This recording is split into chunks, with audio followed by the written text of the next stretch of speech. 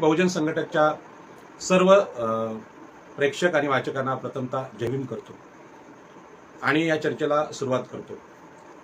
आपल्याला कल्पना आहे की भाजपचं जेव्हापासून सरकार आलेलं आहे तेव्हा या सरकारमधले अनेक मंत्री, अनेक आमदार आणि भाजपचे काही हस्तक असलेले छोटे मोठे कार्यकर्ते हे आपल्या देशातल्या महापुरुषांवर चित्रविचित्र टीका करतायत। म्हणजे खरं म्हणजे आता आपण संविधानिक सगळे नागरिक आहोत आणि आपल्या संविधानाने अभिव्यक्ती स्वातंत्र्याचा आदर केलेला आहे, म्हणजे प्रत्येकाच्या बोलण्याला महत्त्व आहे आणि म्हणून त्यांचा आपण आदर करतो आणि म्हणून यांच्याविषयी प्रतिक्रिया देताना अत्यंत जबाबदारीने बोलणं पण गरजेचं आहे। परंतु या सगळ्या टीकांमागचा जो अर्थ आहे तो अर्थ सुद्धा आपण स्पष्ट केला पाहिजे।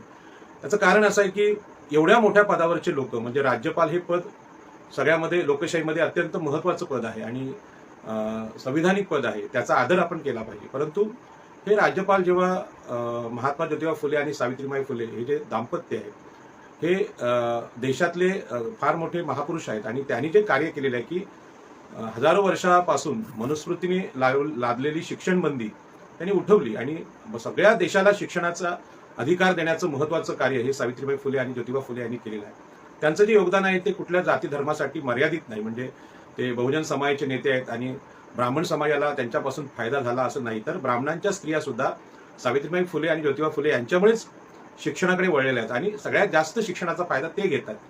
तरी सुद्धा ज्यावेळी महात्मा ज्योतिबा फुले आणि सावित्रीबाई फुले यांच्यावर टीका राज्यपाल करतात आणि ते पण काळी टोपी घालून आणि भाजपचे राज्यपाल म्हणून स्पष्ट असं ते संदेश देत आहेत आणि मी भाजप आणि नेमलेला राज्यपाल आहे आणि म्हणून मी ज्योतिबा फुले सावित्रीबाई फुले यांच्यावर टीका करतो। त्यानंतरची आणखी एक टीका त्यांची मुंबई संदर्भात आली आणि त्याच्यावर मी प्रतिक्रिया दिली होती की मुंबई शहरातून राजस्थानचे आणि गुजरातचे व्यापारी लोकांना जर काढलं तर ही मुंबई रिकामी होईल किंवा भिकारी होईल, अशा प्रकारचं स्टेटमेंट त्यांचं होतं। तर हे स्टेटमेंट सुद्धा गुजरात हे एक आदर्श राज्य आहे, तिकडचे जे व्यापारी आहेत ते म्हणजे देशातले सगळ्यात हुशार आणि उद्योगी लोक आहेत आणि त्यांच्यामुळे जणू काय मुंबई शहर हे जागतिक व्यापाराचं केंद्र आहे असा मेसेज देण्याचा त्यांनी प्रयत्न केला। परंतु या सगळ्या मेसेजचा अर्थ आणि त्यानंतर आता अलीकडेच राहुल गांधींनी सावरकरांवर टीका केली आणि सावरकरांवर टीका केल्यानंतर तिकडे द्विवेदी नावाचे एक ग्रस्त म्हणाले की ज्या पद्धतीने सावरकर हे माफीवीर आहेत आणि तशाच प्रकारची माफी छत्रपती शिवाजी महाराजांनी पण मागितली होती, अशी तुलना त्यांनी केली आणि शिवाजी महाराजांना सुद्धा कमी लेखण्याचा प्रयत्न या लोकांकडून झाला आणि त्याचा निषेध संपूर्ण देशात झाला। परंतु कोल्हापूरमधले एक जाणते नेते, म्हणजे त्यांच्याबद्दल अनेक लोकांना आदर होता की भाजपचे जेवढे लोक आहेत त्यामध्ये चंद्रकांत दादा हा एक समंजस आणि सद्ग्रस्त आहेत आणि म्हणून त्यांचं स्टेटमेंट जबाबदारीने येतं आणि त्यांनी जेव्हा अलीकडेच आपल्या महापुरुषांबद्दल भीक मागून त्यांनी शाळा काढल्या हे जे शब्द वापरले तर ह्याच्यामध्ये सरळ सरळ त्या महापुरुषांचा द्वेष आहे, चुकून घडलेली घटना नाही। कारण भीक आणि दान किंवा लोकवर्गणी या शब्दांमध्ये खूप मोठा फरक आहे आणि जेव्हा नेते आपले बोलतात त्यांनी जबाबदारीने बोललं पाहिजे। तुम्ही लोकप्रतिनिधी म्हणून निवडून आला तर तुम्ही बोललं पाहिजे।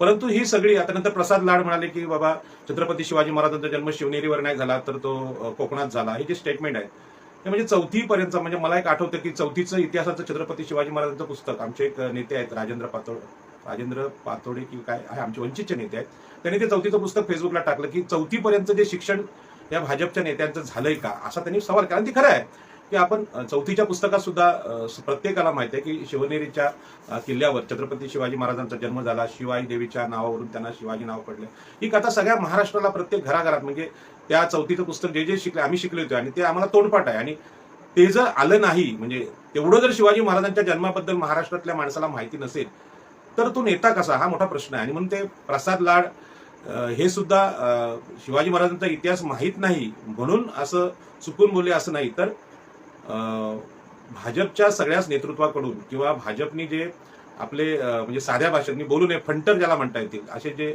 विदूषकी नेतृत्व इथे नेमलेलं आहे की तुम्ही सगळ्यांनी महाराष्ट्राची अस्मिता असलेल्या छत्रपती शिवाजी महाराजांवर टीका करा, हे म्हणजे सुपारी घेतलेले नेते आहेत, हे काय चुकून किंवा जीभ घसरली म्हणून बोलतात असं नाही। आता ते त्यांची जी टक्केवारी पाहिली, म्हणजे राज्यपालांचं वय बघता राज्यपालांनी ज्या चुका केलेल्या आहेत त्या क्षम्य नाही आहेत आणि या सगळ्यातून एक मेसेज दिला जातोय आणि या मेसेजचा अर्थ आहे की भाजपाला महाराष्ट्राच्या प्रबोधन चळवळीविषयी प्रचंड आक्षेप आहे, राग आहे आणि म्हणून हा आक्षेप आणि राग इतका भयानक आहे की बहुजन समाज म्हणजे बहुजन संघटक आपलं हे चॅनल आहे त्या बहुजन समाज ज्यांना ज्यांना महापुरुष मानतं, मग ते भगवान बुद्ध असतील, भगवान महावीर असतील, आणि छत्रपती शिवाजी महाराज असतील, राजर्षी शाहू महाराज असतील, ज्योतिबा फुले असतील, सावित्रीबाई फुले असतील, आणि अलीकडेच बाबासाहेब आंबेडकरांवर सुद्धा अशा प्रकारची टीका करण्याचा प्रयत्न होतोय. आणि या सगळ्यामध्ये महापुरुषांची विचारधारा आहे ती संविधानिक विचारधारा आहे. वारंवार आपण सांगतो की छत्रपती शिवाजी महाराजांना राजा म्हणून भारताचे संविधानाचे शिल्पकार डॉक्टर बाबासाहेब आंबेडकर यांनी आदर्श मानलं. त्याचं कारण आहे की छत्रपती शिवाजी महाराजांच्या स्वराज्यामध्ये रयतेचं स्वराज्य किंवा आरमार उभं करणं किंवा स्त्रियांचा आदर करणं ही जी जीवनमूल्य शिवाजी महाराजांनी महाराष्ट्रात रुजवलेली आहे ती जीवनमूल्य भारतीय संविधानामध्ये आहेत.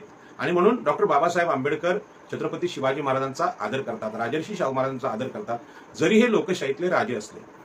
आता म्हणजे आताच्या घटनेला चंद्रकांत दादा पाटलांच्या वर जी शाहीफेक झालेली आहे ती शाहीफेक सुद्धा मला असं वाटतं की भाजपाने सगळं नियोजन केलेल्या गोष्टी आहेत की स्वतःच मुद्दामून महाराष्ट्रातल्या आणि देशातल्या महापुरुषांवर बोलायचं आणि बोलल्यानंतर मग स्वतःचं महत्व वाढवण्यासाठी स्वतःच्याच लोकांना सुपारी देऊन शाहीफेक करायला लावायची. अशा प्रकारचं हे पोरखेळ आता सामान्य माणसाला कळायला लागलेत. आणि या सगळ्यामधून जो मेसेज गेलेला आहे तो ह्या महाराष्ट्रातल्या प्रबोधनाची चळवळ असेल, छत्रपती शिवाजी महाराजांची चळवळ असेल, या एकूण चळवळीबद्दल प्रचंड तिरस्कार भारतीय जनता पार्टी आणि संघ परिवाराला आहे. आणि म्हणून मी असा प्रश्न विचारतो की तुम्ही ही जी टीका करताय, तुम्ही हा जो द्वेष करताय, तो द्वेष आहे, तो द्वेष करण्याचं कारण काय? अनेक लोक फेसबुक व्हॉट्सअपवर बोलतात की बाबा भारतीय जनता पार्टीला संविधान बदलायचं आहे किंवा हिंदू राष्ट्र करायचं आहे. तर अजूनही सर्वसामान्य माणसाला यातले धोके समजत नाहीत की हिंदू राष्ट्र करायचं म्हणजे काय, तर मनुस्मृती आणायचं आहे. मागच्या काळात आपल्याला माहिती आहे सवर्णांना आरक्षण सुप्रीम कोर्टाने दिलं, याच्यावर पण आपण चर्चा केली. तर ज्या सवर्णांनी या देशाचं शोषण केलं, हजारो वर्ष शोषण केलं, ज्यांनी ओबीसी एससी एसटीना लुटलं, ही लूट केल्याची शोषणाची चळवळ आम्ही अनेक कार्यक्रमातून मांडत असतो. म्हणजे बाबासाहेब आंबेडकरांची जयंती असेल, बाबासाहेब आंबेडकरांचा महापरिनिर्वाण दिन असेल, वर्षभर आपण हे कार्यक्रम करतो. आणि या कार्यक्रमामध्ये हे सांगत असतो की या देशामधलं शोषण डॉक्टर बाबासाहेब आंबेडकरांनी शोधून काढलं. या देशातलं शेतकऱ्यांची गुलामगिरी आणि शेतकऱ्यांची लूट ज्या लोकांनी केली त्या देशातल्या उच्चवर्णीयांना महात्मा ज्योतिबा फुल्यांनी उघड केलं. आणि आमची गुलामगिरी कशात हे सांगितलं. या देशातल्या स्त्रियांना शिक्षणाचा अधिकार नव्हता आणि तो अधिकार देण्याचं काम सरस्वतीने नाही तर सावित्रीबाई फुलेंनी केलं, हे आम्ही सांगत आलो. आणि डॉक्टर बाबासाहेब आंबेडकरांनी तर पूर्ण संविधान लिहिलं. आणि मग या प्रकारामध्ये बाबासाहेब आंबेडकरांचे वंशज असतील किंवा बाबासाहेब आंबेडकरांची चळवळ असेल, याच्यावर प्रचंड टीका होते. आता छत्रपती शिवाजी महाराजांवर खूप मोठी टीका या देशामध्ये झालेली आहे. आणि ही टीका म्हणजे नजर चुकीने झाली किंवा गडबड गोंधळ झाल्यामुळे जीभ घसरली म्हणून झाली असं सुरुवातीला लोकांना वाटत होतं. पण चंद्रकांत दादांनी आता जे वक्तव्य केलेलं आहे ते वक्तव्य इतकं भयानक आहे की भीक, लोकवर्गणी आणि दान यातला फरक महाराष्ट्राला समजू नये. आणि म्हणून त्यांचं जे स्टेटमेंट आहे हे अत्यंत विचित्र, महाराष्ट्राच्या प्रबोधनाच्या परंपरेला नाकारणार आहे. मग प्रश्न असा येतो की ज्या मोदी आणि शहांनी गुजरातमध्ये जो गुजरात पॅटर्न राबवला आणि मोदी तिथे मुख्यमंत्री झाले आणि केंद्रामध्ये मुख्यमंत्री झाले, या सगळ्या प्रकारामध्ये जी कुजबूज आहे सामान्य माणसाच्या मनात की त्या जवळजवळ 150च्या वर माणसं ते गुजरातमध्ये तो ब्रिज आहे, झुलता ब्रिज आहे, तो तुटल्यामुळे मृत्युमुखी पडली. ही जी घटना आहे हे राज्यकर्त्यांचं अपयश आहे आणि प्रचंड तिरस्कार लोकांमध्ये आहे. आणि आज जी मंदी आली म्हणजे जीएसटीचा असेल, नोटबंदी असतील, याच्यामुळे गुजरातचे व्यापारी सुद्धा प्रचंड चिडलेले आहेत, सामान्य माणूस चिडलेला आहे, सगळ्यांना समजतंय, पूर्ण देश चिडलेला आहे. तरी सुद्धा बहुमताने कसे हे निवडून येतात हा जो प्रश्न आहे, या प्रश्नाच्या मागचं जे सत्य आहे त्याच्याकडे आमच्या लोकांनी दुर्लक्ष केलं. सर्वसामान्य माणूस मतदान करताना बॅलेट पेपरनी मतदान करायचं की ईव्हीएमनी करायचं याच्या भानगडीत जात नाही आणि त्याचा फायदा या लोकांनी घेतला. आणि लोकभावना काय आहे ती लोकभावना वेगवेगळ्या प्रकारे व्यक्त होते. म्हणजे सोशल मीडियावर आपण बोलत असतो, कष्टकरी माणूस आहे, बेरोजगार आहे म्हणून तो शिव्या देत असतो आणि हा लोकांचा उद्रेक शेवटी मतपेटीतून व्यक्त होत असतो आणि सरकार बदलण्याची प्रक्रिया घडते. परंतु तुम्ही कितीही लोकचळवळी चालवा, कितीही प्रबोधन करा आणि जर सरकार येण्यामध्ये किंवा सरकारच्या विरोधात तुम्ही किती बोललात तरी त्याचा परिणाम जर निवडणुकीत होत नसेल तर आम्हाला कसली भीती आहे, अशा प्रकारची मस्ती या भाजपच्या लोकांना आलेली आहे.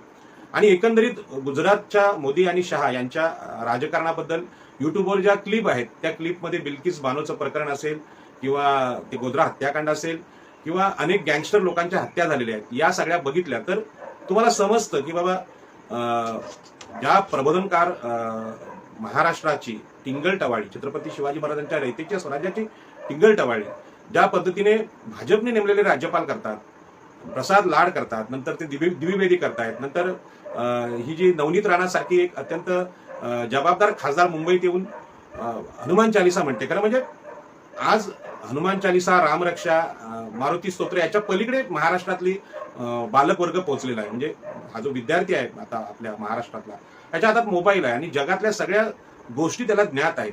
तो आता रस्त्यावर किंवा रात्री संकट आलं तर रामरक्षा म्हणून स्वतःचं रक्षण करण्या इतका भित्रा राहिलेला नाही. कारण तो अत्यंत अनेक भयानक भयपट ते मुलं सुद्धा आता पाहतात, कार्टून पाहतात.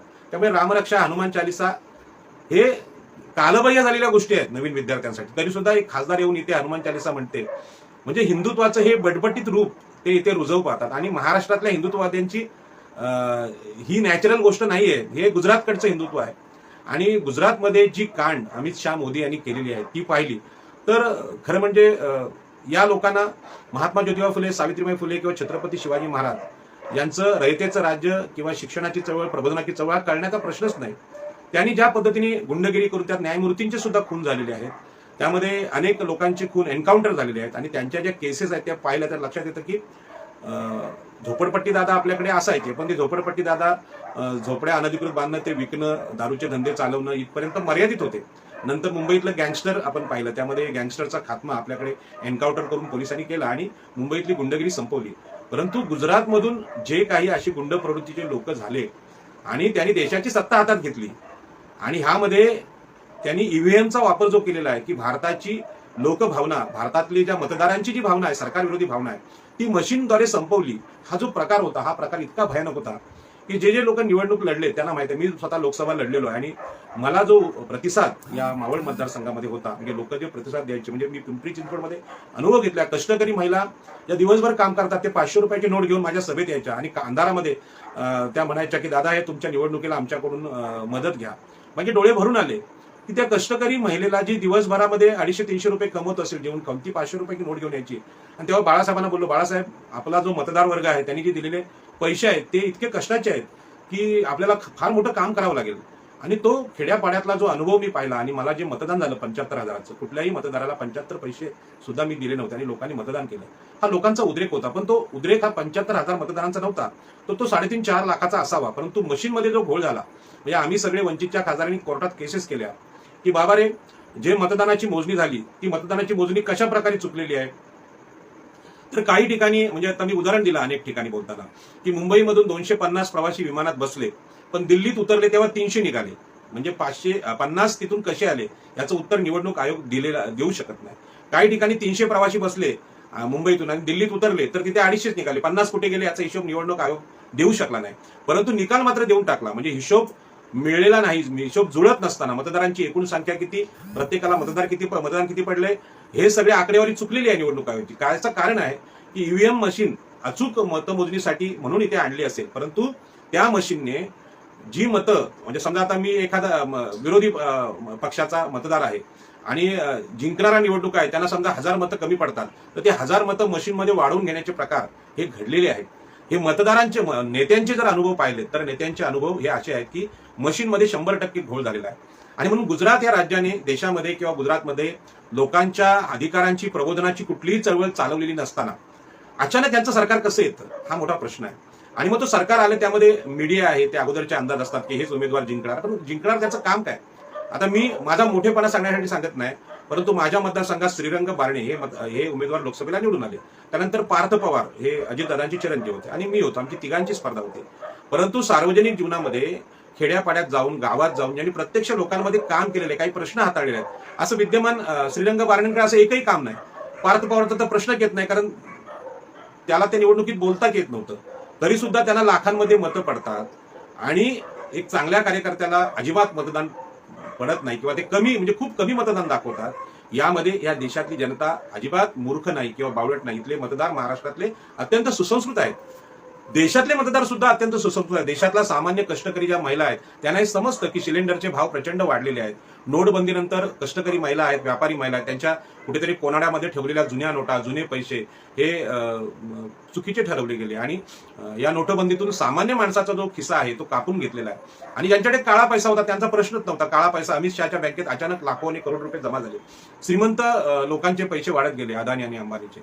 हा जो सगळा प्रकार आहे, या प्रकारामध्ये या देशामध्ये 100% या देशाची लूटमारी झालेली आहे, देशाचं शोषण झालेलं आहे. आतापर्यंत फुले शाहू आंबेडकर सांगत होते की या देशाचं शोषण ब्राह्मण, क्षत्रिय, वैश्य या मनुस्मृतीच्या लाडक्या सुपुत्रांनी केलेलं आहे आणि म्हणून शोषण केल्यामुळे इथली 85% जी भारताची मागासवर्गीय जनता आहे ही अधू झालेली आहे, अपंग झालेली, ही मागे पडलेली आहे. आणि म्हणून यांना जर उच्चवर्णीच्या रांगेत आणायचं असेल तर तुम्हाला आरक्षण दिलं पाहिजे, अशी कल्पना या संविधानकारांनी आणि सगळ्या महापुरुषांनी मांडली.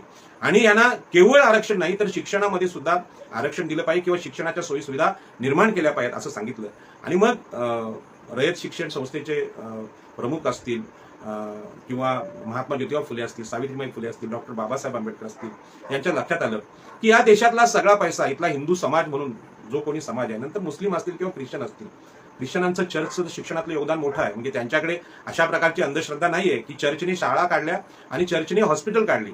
परंतु मुस्लिमांच्या बाबतीत ते मदरसे चालवतात पण उच्च शिक्षण देणारी त्या यंत्रणा त्यांच्याकडे नाही आणि म्हणून त्यांचा पैसा जो मस्जिदमध्ये जमा होतो तो मदरशांमध्ये जातो, त्यांचं इस्लामिक शिक्षण भेटतं. परंतु आधुनिक शिक्षण जे आहे ते इस्लाम सुद्धा देत नाही.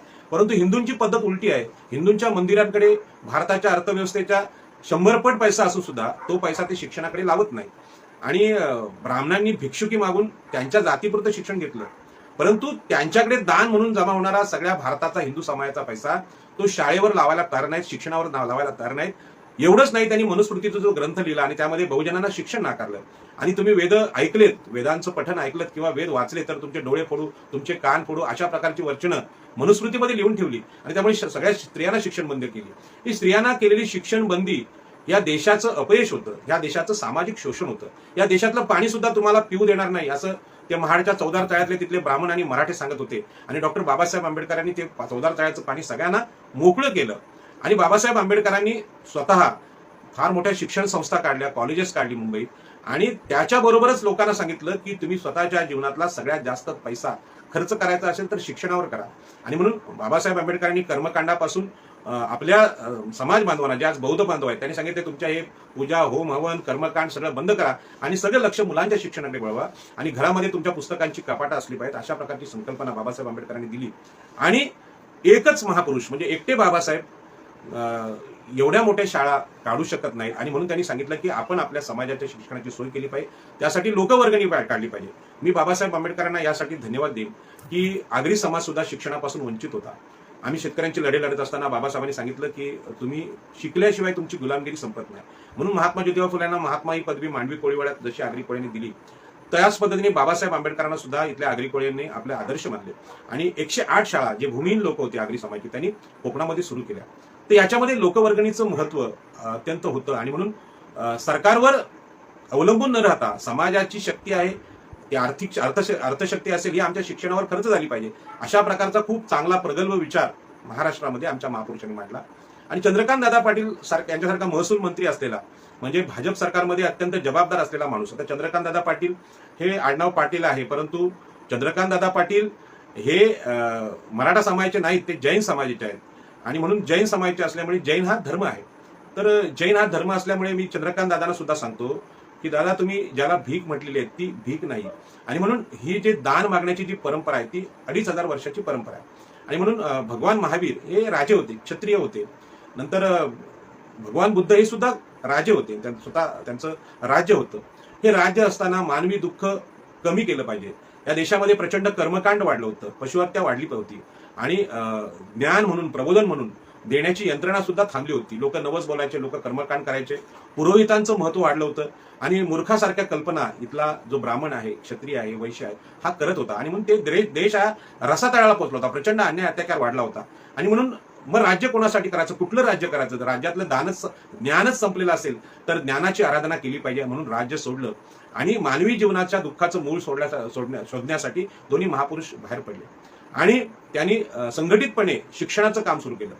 आता धर्म म्हणून जे आपल्याला माहित आहे ते आपल्याला हिंदू धर्म माहित आहे, मुस्लिम धर्म माहित आहे, ख्रिश्चन धर्म माहित आहे, परंतु धर्माने शिक्षणाची चळवळ चालवली अशा प्रकारचा विचार जैन धर्माचा सुद्धा होता आणि बौद्ध धर्माचा सुद्धा होता. मी ख्रिश्चन धर्माचं सुद्धा कौतुक करेन की ख्रिश्चन धर्माने आपल्या देशामध्ये शाळा आणल्या, म्हणजे शिक्षणाची चळवळ उभी केली. मी खास करून नवी मुंबईमध्ये ख्रिश्चनांच्या ज्या संस्था आहेत त्यांचं प्रमाण खूप मोठं आहे. नवी मुंबईमध्ये सगळ्यात जास्त शाळा चर्चच्या आहेत, वसईमध्ये चर्चच्या शाळा आहेत. त्यांनी शिक्षण आणलं, म्हणजे धर्माकडे जो पैसा दानातून येतो त्याचा त्यांनी उपयोग शिक्षणासाठी केला. परंतु हे जे भाजपाचे जे आदर्श त्यांच्या दृष्टीने महापुरुष वाटतात त्यांनी, म्हणजे डॉक्टर हेडगेवार असतील, गोळवलकर गुरुजी असतील, त्यानंतर विलास सावरकर असतील, यांनी या देशातल्या मागासवर्गीय लोकांनी शिकावं म्हणून एखादी शाळा काढली असेल तर त्यांनी दाखवून द्यावं. म्हणजे त्यांनी शिक्षणासाठी चळवळ चालवली का? म्हणजे सगळ्याच गोष्टी सरकारने कराव्यात असं माझं अजिबात म्हणणं नाही. परंतु इंग्रजांचं, म्हणजे परके शासक जे आपल्या देशात आले, त्या अनेक शासकांनी इथल्या देशाची लूट केली हे मला मान्य आहे. शक आले, हून आले, पोर्तुगीज आले, ख्रिश्चन आले, मोगल आले, परंतु इंग्रजांचं मी कौतुक यासाठी करेन की इंग्रजांनी या देशामध्ये शिक्षणाची परंपरा सुरू केली, आधुनिक शिक्षण आणलं आणि आधुनिक शिक्षणातूनच महात्मा ज्योतिबा फुले इंग्रजी शिकले. आजच्या या सगळ्या प्रतिक्रियांमध्ये महात्मा ज्योतिबा फुले, सावित्रीबाई फुले, डॉक्टर बाबासाहेब आंबेडकर आणि बाकीचे सगळे महापुरुष आहेत, त्यांनी भीक मागितले हे जे वक्तव्य केलेलं आहे कोणी चंद्रकांत दादांनी, त्यांनी ती शिवी दिलेली आहे, या महापुरुषांना शिवी दिलेली आहे, त्यांनी भिकारी म्हटलेलं आहे. परंतु महात्मा ज्योतिबा फुले हे बिल्डर होते, ते माळी समाजातले होते, ओबीसी होते. त्यांच्या खात्यावर त्यावेळी 21,000 रुपयांची ठेव होते, संजय राऊतांनी सांगितलं, आणि टाटांकडे तेव्हा 20,000 होते. पण टाटा किती मोठे असले तरी आणि अदानी आणि अंबानी किती मोठे असले त्यांच्याशी आम्हाला घेणे देणे नाही. त्यांनी या देशामधल्या बहुजन समाजाच्या लोकांनी शिकलं पाहिजे म्हणून शाळा नाही काढल्या. त्यांनी ट्रकच्या बॉडी बनवल्या असतील, त्यांनी रणगाडे बनवले असतील, त्यांनी ट्रॅक्टर बनवले असतील, पण आपला धंदा केला आणि म्हणून आमच्यासाठी ते आदर्श नाहीत. आमच्यासाठी टाटांपेक्षा महात्मा ज्योतिबा फुले, सावित्रीबाई फुले ह्या मोठ्या आहेत. अदानी आणि अंबानी हे आमच्यासाठी महत्वाचे नाहीत, त्यांनी किती श्रीमंत व्हावं. परंतु गुजरातमधल्या ह्या राज्यकर्त्यांच्या डोक्यात जी भावना घुसलेली आहे की करलो दुनिया मुठ्ठी में, आम्ही सगळी दुनिया विकत घेऊ आणि आम्ही श्रीमंत होऊ, पैसेवाले होऊ, असे अनेक श्रीमंत राजे रजवाडे मातीत गेले.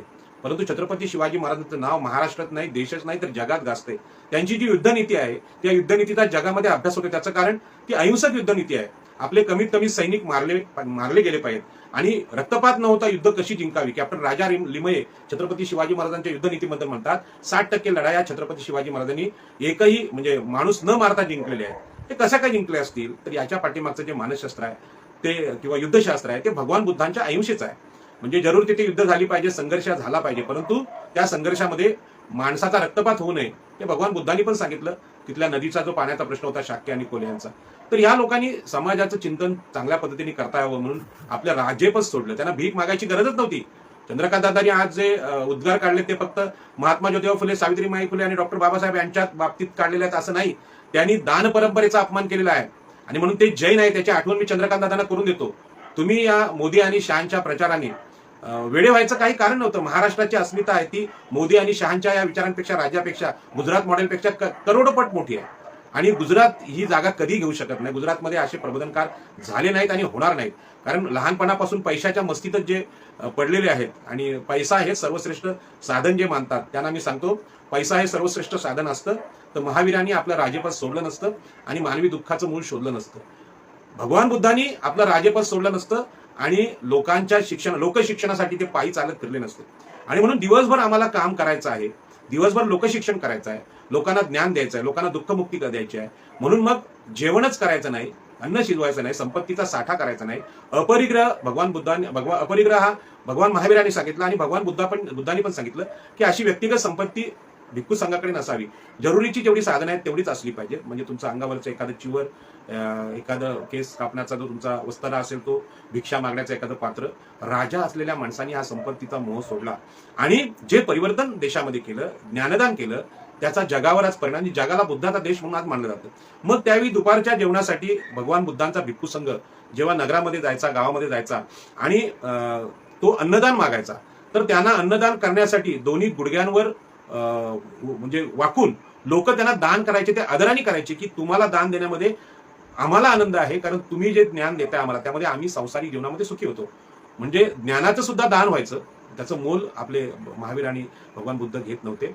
आणि आम्हाला शरीर जिवंत राहण्यासाठी फक्त अन्न आम्हाला द्या आणि म्हणून लोक दान करायचे. याला भीक म्हणत नाहीत. भिकारी हा निर्लज्ज असतो आणि म्हणून अनेक लोक सांगतात की हत्तीला जेव्हा आपण अन्न देतो किंवा हत्तीला चारा देतो तो असं फेकून दिलेला खात नाही, त्याला भरवावं लागतो. परंतु कुत्रा हा प्राणी, आता माझ्याकडे खूप कुत्रे आहेत पण ते लाचार नाहीत, माझ्या घरातले कुत्रे सुद्धा लाचार नाहीत, त्यांना भरवावं लागतं, मुलासारखं भरवावं लागतं, ते असं फेकून दिलेलं खात नाहीत. म्हणजे प्राण्यांमध्ये सुद्धा हा स्वाभिमान मी स्वतः अनुभवलेला आहे. तर भीक कोण मागतं, म्हणजे जो अत्यंत वाईट स्थितीमध्ये आहे, त्याला काही दुसरा मार्ग नाही, तरी सुद्धा भिकाऱ्याला सुद्धा स्वाभिमान असतो, त्यांनी त्याचा मानवी स्वभाव सोडलेला नाही. पण आपल्याकडे भीक मागणं ही शिवी आहे, आणि हे चंद्रकांत दादांना नाही, पूर्ण भाजपाला माहिती आहे. मग आता चंद्रकांत दादांची चूक झाली, मग त्यांना माफ करा, त्याला सारवी येते. राज्यपालांनी मागे चूक केली की बाबा इथले जर मारवाडी आणि गुजराती सोडले तर इथले लोक भीक मागतील, म्हणजे भिकारी होतील, मुंबई शून्य होईल. आम्ही मुंबईचे सुपुत्र आहोत, आगरी, कोळी, भंडारी, आणि आम्ही शाहीर संभाजी भगत वगैरे आम्ही सगळ्या शाहिरांनी मुंबईच्या पत्रकार भवनात एक परिषद घेऊन सांगितलं की राज्यपालांनी माफी मागितली पाहिजे. नंतर राजभवनावर निरोप आला की आम्ही माफी मागतो. परंतु आता साठी उलटलेला वयोवृद्ध माणूस जेव्हा सावित्रीबाई फुले, ज्योतिबा फुले, डॉक्टर बाबासाहेब आंबेडकर यांच्यावर टीका करतो, अनवधानाने एका दिवशी चूक होते. आता चंद्रकांत दादांची चूक ही अनवधानाने झालेली नाही. तर गुजरातचे लोक केंद्रामध्ये सत्तेत आहेत, आणि मोदी आणि शहा यांची जी मनोवृत्ती आहे ही विकृत मनोवृत्ती आहे. म्हणजे नोटबंदी सुद्धा केली तर लोकांच्या खिशातले सगळे पैसे काढायचे, आम्ही देऊ त्याच नोटा, आणि त्याचा परिणाम काय झाला तुम्हाला माहिती आहे. नोटबंदीवर सुप्रीम कोर्टात चर्चा सुरू आहे. तुम्ही तो निर्णय लोकसभेत चर्चा करून घेतला होता का? लोकशाही पद्धतीचे निकष पाळलेत का? याचं विधेयक आलं होतं का? काही नाही. आता आरक्षणाचं सवर्ण हे गरीब आहेत असं तुम्ही सांगितलं. 8 लाख वर्षाला उत्पन्न आहे, 1000 फुटांचं घर आहे, 5 एकर जमीन आहे, त्याला तुम्ही गरीब म्हटलं. आणि ओबीसीना आर्थिक क्रिमिलेअर लावलं, तुम्ही आर्थिक निकष लावलात. आणि मागासवर्गीयांच्या आरक्षणावर जेव्हा हिंदुत्ववादी नेहमी टीका करतात तेव्हा सांगतात की बाबा मागासवर्गीयांमधले जे पुढारलेले आहेत ते सतत आरक्षण घेतात, गरिबांना. तुम्हाला काय करायचं? तुम्हाला काय करायचं? त्याचं ते आरक्षण त्या संपूर्ण प्रवर्गाला लागू आहे, एससी एसटीला लागू आहे. तुमचा राग कशासाठी आहे? तुम्ही केलेल्या शोषणामुळे आरक्षण द्यायची वेळ आली देशावर. म्हणजे तुमची जी चोरी आहे त्याविषयी तुम्ही बोलत नाही. आणि म्हणून एकूणच आपली जी आंबेडकरी चळवळ आहे किंवा संविधानिक चळवळ आहे, त्यांचा प्रॉब्लेम काय झाला की आम्ही ईव्हीएम मधून हे लोक निवडून येत होते, म्हणजे चोरी करत होते. म्हणजे हे वैचारिक जी भारतातली प्रक्रिया आहे, विचारवंतांची प्रक्रिया आहे.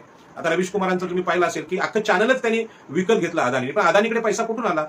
अदानीनी सुद्धा कष्ट करून एक कमवले नाहीत. मी सुद्धा कष्ट करतोय, अनेक लोक कष्ट करतात, अनेक लोक उद्योग करतात. आमचे अनेक मित्र आहेत, मनोजभाई माशेलकर आमच्या भंडारी समाजाचे नेते आहेत, ते सुद्धा रोज कष्ट करतात. पण अदानी सारखे श्रीमंत उद्योगपती होत नाहीत. तर यामध्ये सरकारनी अनेक वेळा कर्जमाफी केली उद्योगपतींनी, आणि अनेक बँकांनी यांनी बुडवलेल्या आहे. डॉक्टर बाबासाहेब आंबेडकरांबद्दल असे शब्द वापरणं की या लोकांनी भीक मागून शाळा चालवल्या. अरे ज्या माणसांनी रिझर्व्ह बँकेची स्थापना केली, तुमची लायकी तरी होती का? म्हणजे हे कोणी भाजपचे जे नेते आहेत त्यांना कळतं का कायदा रिझर्व्ह बँकेचा? त्या रिझर्व्ह बँकेची सुद्धा वाट या लोकांनी लावली. म्हणजे मनमोहन सिंग काँग्रेसनी काही मर्यादा पाळल्या होत्या आणि ते रिझर्व्ह बँकेची पट ठेवली होती. पण आज डॉलर समोर रुपयाचं जे मूल्य आहे ते इतकं घसरत चाललेलं आहे की त्याबद्दल आमच्या त्या अर्थमंत्री बोलतायत, निर्मला सीतारामन, की बाबा नाही, रुपया नाही घसरला, डॉलर लाज वाटली पाहिजे तुम्हाला. म्हणजे हे मला असं खरं म्हणजे संविधानाचा आदर करून सांगतो मी की हे जे शब्द आहेत, सामान्य जी मुलं आहेत, शाळेतली मुलं आहेत, ते जे अभ्यास करतात थोडाफार 12वी कॉमर्सला वगैरे असलेली, तर त्यांना सुद्धा हे अर्थशास्त्र कळते सगळं की हे काय चाललंय या देशामध्ये. या महापुरुषांची बदनामी, छत्रपती शिवाजी महाराजांची ज्या पद्धतीने बदनामी ह्या लोकांनी केली, तर त्याच्यावर तर खूप दिवस चर्चा चालू आहे. मी विचार करत होतो की बाबा महाराष्ट्रातले कोण कोण लोक याच्यावर बोलतात. खरं म्हणजे शिवाजी महाराज म्हणजे मराठ्यांचे अशी एक प्रतिमा तयार केली गेली, आणि म्हणून शिवाजी महाराजांचे दोन्ही वंशज उदयनराजे भोसले आणि बाकीचे जे सगळे आहेत ते आपापल्या पद्धतीने याला उत्तर देत होते. परंतु स्वाभिमानाची गोष्ट अशी असते की शिवाजी महाराजांसमोर जेव्हा प्रश्न आला की औरंगजेबाची मनसबदारी स्वीकारायची की नाही, आज गुजरातचं केंद्र म्हणजे भाजपचं सरकार हे औरंगजेबाच्या पण त्याच्यापेक्षा वाईट भूमिकेत आहे, आणि त्यांचेच आम्ही खासदार किंवा त्यांच्या पक्षाचे लोक राहून शिवाजी महाराजांबद्दल पुन्हा आदर व्यक्त करायचा हे कसं काय बसतं? म्हणजे ते बसतच नाही. आणि म्हणून अनेक शिवाजी महाराजांच्या मावळ्यांनी सुद्धा आदिलशाही आणि निजामशाहीची जी गुलामगिरी आहे ती सोडून गेली होती आणि स्वराज्यासाठी ते लढायला उतरले होते. म्हणजे ज्यांना ज्यांना शिवाजी महाराजांचा आदर आहे त्यांनी हे लक्षात घेतलं पाहिजे. शिवाजी महाराज म्हणजे स्वातंत्र्य, स्वाभिमान आणि महाराष्ट्राचा अभिमान असं शिवाजी महाराजांचं जीवन चरित्र आहे. त्यांचा राग हे का करतात? किंवा सावरकरांची आणि शिवाजी महाराजांची तुलना कशी होऊ शकते? खरं म्हणजे तुम्ही इतिहासात मी तुम्हाला नेतो, पुन्हा एकदा नेतो, कारण बाबासाहेब आंबेडकरांनी क्रांती प्रतिक्रांती नावाचं पुस्तक लिहिलं, आणि त्यामध्ये बाबासाहेब आंबेडकरांनी हे सांगितलं की ब्राह्मण आणि क्षत्रिय अशा या दोन उच्चवर्णीयांमध्ये पूर्वीपासून भांडण आहे, आणि ते भांडण ब्राह्मण श्रेष्ठ की क्षत्रिय श्रेष्ठ. आणि त्यामुळे शिवाजी महाराजांचा तिरस्कार सुद्धा ब्राह्मण हे पहिल्यापासून करत आले, कारण त्यांना मान्यच नव्हतं की शिवाजी महाराजांनी राजा व्हावं. क्षत्रिय राजे तर देशामध्ये खूप होते, प्रचंड होते, परंतु शिवाजी महाराज हे केवळ क्षत्रिय राजे नव्हतेच. म्हणजे क्षत्रिय ही जी कल्पना आहे त्याच्या पलीकडचे शिवाजी महाराज होते, कारण क्षत्रिय हे मनुस्मृतीचं आचरण करायचे. म्हणून कुठल्याच राजानं आरमार बांधलं नव्हतं, म्हणजे सम्राट अशोकाने आरमार बांधलं, तो सुद्धा मनुस्मृतीला मानणारा राजा नव्हता, तर बुद्ध विचारांचा राजा होता. आणि छत्रपती शिवाजी महाराज हे सुद्धा बौद्ध विचारांचे राजे होते, असं त्यांच्या आरमाराच्या बांधणीवरून दिसतं. कारण आरमार बांधणं ही मनुस्मृती विरोधी परंपरा होती. आणि म्हणून रयतेचं राज्य जे शिवाजी महाराजांनी केलेलं आहे, अहिंसेचं जे युद्धनीती आहे, म्हणजे गनिमी कावा म्हणजे अहिंसक युद्धनीती आहे, आपली माणसं कमीत कमी मारायची, माणसाचं जीवन अमूल्य आहे, हे सांगणारा छत्रपतींचा विचार आहे. हा मनुस्मृतीच्या विरोधी विचार आहे. आणि म्हणून पानिपतावर जे आमचे नाहक बळी गेले ते आदर्श मनुस्मृती आहे, ती पेशवाई आहे. पण शिवाजी महाराजांनी अशा प्रकारचा पराभव कधी करून घेतला नाही, ते पराभूत झाले नाही. आणि म्हणून पेशवाईमध्ये बहुजन समाज जास्त मारला गेला, कारण ही मनुस्मृती होती. सांगायचा मुद्दा असा आहे की छत्रपती शिवाजी महाराजांबद्दल इथल्या ब्राह्मणांची जी भाजप आहे त्याला राग आहे. आज गुजरात हे जे भाजपचं आताच रूप आहे, हे रूप ब्राह्मण आणि वैश्य हे एकत्र आले आहेत. म्हणजे नागपूरचे ब्राह्मण आणि गुजरातचे वैश्य व्यापार हे दोन्ही एकत्र येऊन ते आता शिवाजी महाराजांचा तिरस्कार करतात. म्हणजे सगळ्यात जास्त महाराष्ट्रात टीका झालेली शिवाजी महाराजांवर, आणि त्याला प्रतिक्रिया मराठा समाजाने द्यावी असं अनेक लोकांना वाटत होतं. कारण शिवाजी महाराजांचा उपयोग हे आमच्या जातीचे नेते म्हणून मराठा लोक करत होते, परंतु त्यांच्यामध्ये भाजपच्या ह्या अपप्रचाराला उत्तर देण्याची क्षमता राहिलेली नाही. त्यामुळे त्यांनी आता शिवाजी महाराजांचा विषय सोडून द्यावा. शिवाजी महाराज हे आमचे राजे आहेत, म्हणजे गरिबांचे, रयतेचे, मागासवर्गीयांचे राजे आहेत. छत्रपती शिवाजी महाराज आरमाराचे नेते म्हणून आगरी, कोळी, कराडी, भंडाऱ्यांचे नेते आहेत. भाजपची नीती आम्हाला समजलेली आहे. महाराष्ट्र ज्यांच्या विचारांनी पोचलेलं आहे, ज्यांचं मन आणि शरीर, छत्रपती शिवाजी महाराजांनी आमचं मन आणि शरीर उभं केलेलं आहे. आम्ही नरेंद्र मोदींनी अशी आणखी 24ला जरी जिंकून आले तरी त्यांना आम्ही आमचं नेते मानणार नाही, किंवा लोकशाहीने निवडून आलेले पंतप्रधान मानणारच नाही. त्यांच्याविषयी कायम असंतोष या देशामध्ये राहणार आहे. पण शिवाजी महाराजांविषयी जो आदर आहे, जो सन्मान आहे, असे किती राज्यपालांनी टीका केली, कुठल्या दिव्यवेदीने केली, तरी सावरकरांची आणि शिवाजी महाराजांची तुलना होऊ शकत नाही. आता रत्नागिरीमध्ये आमच्या भंडारी समाजाच्या लोकांमध्ये सुद्धा सावरकरांबद्दल प्रचंड असंतोष आहे. तर रत्नागिरीमध्ये काही काळ बंदिवासात हे होते सावरकर, आणि तिथे पतित पावन मंदिर हे सावरकरांनी बांधलं, अशा प्रकारची चर्चा भाजपचे नेते करत होते. ते पतित पावन मंदिरच नाही, रत्नागिरीतली सगळी मंदिरं भागोजी कीर या भंडारी माणसांनी बांधलेली आहेत. आणि मुंबईमध्ये चैत्यभूमीच्या परिसरात हिंदू स्मशानभूमीला 9 एकर जागा मुंबईत दान करणारा भंडारी समाजाचा म्हणजे ओबीसी माणूस आहे, ही सुद्धा गोष्ट महाराष्ट्राला माहित नाही. पण त्या भंडारी समाजाचा नेता आहे, त्याच्यापेक्षा सावरकर मोठे आहेत हे सांगण्याचा प्रयत्न मुंबईमध्ये आणि कोकणामध्ये आता होतोय. उद्या 11 तारखेला इथे रत्नागिरीमध्ये मोठी सभा आहे की भागोजी कीर हे एवढे मोठे नेते आहेत, त्यांनी मंदिरं बांधली, त्यांनी चळवळ केली आहे. सावरकरांचा त्यांचा काडीचा संबंध नाही. सावरकरांनी कधीही मागासवर्गीय ओबीसी शिकावेत अशी एखादी शाळा किंवा काय काढली असेल तरी सुद्धा सावरकरांना आम्ही स्वातंत्र्यवीर का म्हणायचो.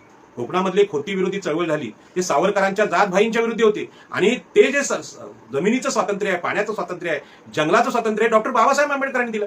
मग तुम्ही स्वयंघोषित स्वातंत्र्यवीर सावरकरांना बोलायचं, मग डॉक्टर बाबासाहेब आंबेडकर कोण आहेत? मी सांगतो चॅनलवर की डॉक्टर बाबासाहेब आंबेडकर या देशाचे खरे स्वातंत्र्यवीर आहेत. त्यांनी 85% लोकांचं स्वातंत्र्य कायद्याने दिलेलं आहे, आम्हाला संविधानाने दिलेलं आहे.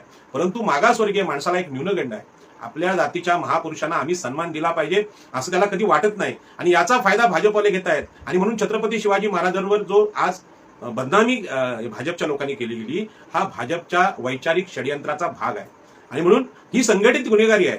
खरं म्हणजे एखाद्या देवावर टीका केली किंवा धर्मावर एखादी टीका केली की हिंदुत्ववादींनी हिंदूंच्या भावना दुखावल्या, आमच्या भावना दुखावल्या. आणि तुमच्या भावना दुखवायचा प्रश्नच नाहीयेत, कारण देवानी जगामध्ये कधी कोणाचं चांगलं केलंय आणि वाईटाला शिक्षा केली असं एकही उदाहरण नाही. म्हणजे पेरियार स्वामी, पेरियार नारकर, जे भंडारी समाजाचे नेते आहेत, ते सांगतात की देशामध्ये बलात्कार होतात, दिवसा ढवळ्यात चोऱ्या होतात, बँका लुटल्या जातात, हे देवाला दिसत नाही का? म्हणजे त्या देवाला काय वाईट वाटत नाही का? तर काहीच वाईट वाटत नाही. आणि देवाला दुःख पण होत नाही आणि देवाला न्याय पण कळत नाही, तरी सुद्धा त्या देवाविरुद्ध काय बोललं तर लगेच आमच्या भावना दुखवतात. पण आज ज्या महापुरुषांनी भारतामध्ये शिक्षणाची चळवळ आणली आणि त्यासाठी लोकवर्गणी काढली, तर त्याला तुम्ही भीक म्हणता? म्हणजे सत्तेची एवढी मस्ती. म्हणजे तुम्ही, तुमचा राज्यपाल आहे, तुमचं मंत्रिमंडळ आहे, याला तुम्हाला सरकारमध्ये बसलेले आहात, तुम्ही त्या संविधानामुळे बसलेले आहात, महाराष्ट्रातल्या शिक्षण परंपरेमुळे तुम्ही बसलेले आहात. महाराष्ट्राची शिक्षण परंपरा वेगळी आहे. आता जे राज्यकर्ते आता जे राज्य आहे, एकनाथ शिंदे यांनी बंड केलं आणि शिवसेना फोडून त्यांनी ते राज्य आणलं. ते राज्य आणल्यानंतर आता सीमा प्रश्न असेल किंवा छत्रपती शिवाजी महाराजांचा अपमान असेल, असं तुम्ही चित्रपट काढलाय तो एकनाथ शिंदेने, धर्मवीर, तलवारी बिलवारी घेऊन फार शूर मराठे आहेत असं तुम्ही दाखवता. आणि मग शिवाजी महाराजांचा अपमान झाल्यानंतर तुम्ही खरं म्हणजे गुलामी का करता? मी भीक नाही म्हणत, तुम्ही ह्या भाजप सरकारची गुलामी का करता? हा मोठा प्रश्न आहे. आणि म्हणून नरेंद्र मोदी आणि अमित शाह यांनी एखादी शाळा कुठे काढली असेल तर ती दाखवावी. शिक्षणावर कधी 1 तास भाषण केलं असेल की बाबा या देशातल्या मागासवर्गीयांनी शिकलं पाहिजे, आदिवासींनी शिकलं पाहिजे, असं एखादं तुमचं भाषण, म्हणजे सरकारमध्ये येण्या अगोदरचं, मंत्री व्हायच्या अगोदर, मुख्यमंत्री व्हायच्या अगोदर प्रबोधनाची सयाजीराव गायकवाड हे गुजरातमधले जे राजे आहेत त्यांच्याविषयी कधी तुम्हाला काय 4 वाक्य बोलता आली? काहीच नाही.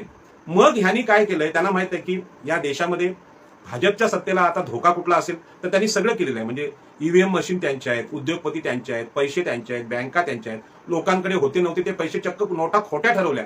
म्हणजे चुकून कोणाने पैसे लपवून ठेवले असते ते इलेक्शनमध्ये काढ, तशी पण स्थिती नाही. सोनं सुद्धा बेकायदेशीर ठरवलं गेलं. संपत्ती अशी कुठली राहिलीच नाही आणि जीएसटीने सगळा पैसा देशाचा केंद्राकडे गेलेला आहे. राज्यांचे अधिकार संपवलेले आहे. संघराज्य जी आपली कल्पना आहे ती धाब्यावर बसवली आहे. म्हणजे ही हुकुमशाही इतकी भयानक आहे की त्याची तुलना तुम्ही हिटलर बरोबर पण करू शकत नाही.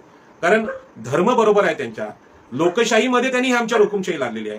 आणि माणसाच्या जीवनामध्ये जेव्हा काहीच पैसा नसतो, काहीच ज्ञान नसतं, कुठलाच आधार नसतो, तेव्हा माणूस उभा करण्याचा एकच मार्ग असतो, त्याच्या मनामध्ये त्याच्या बुद्धीमध्ये असलेला विचार, त्या विचारांवरून माणसाचं जीवन उभं राहतं.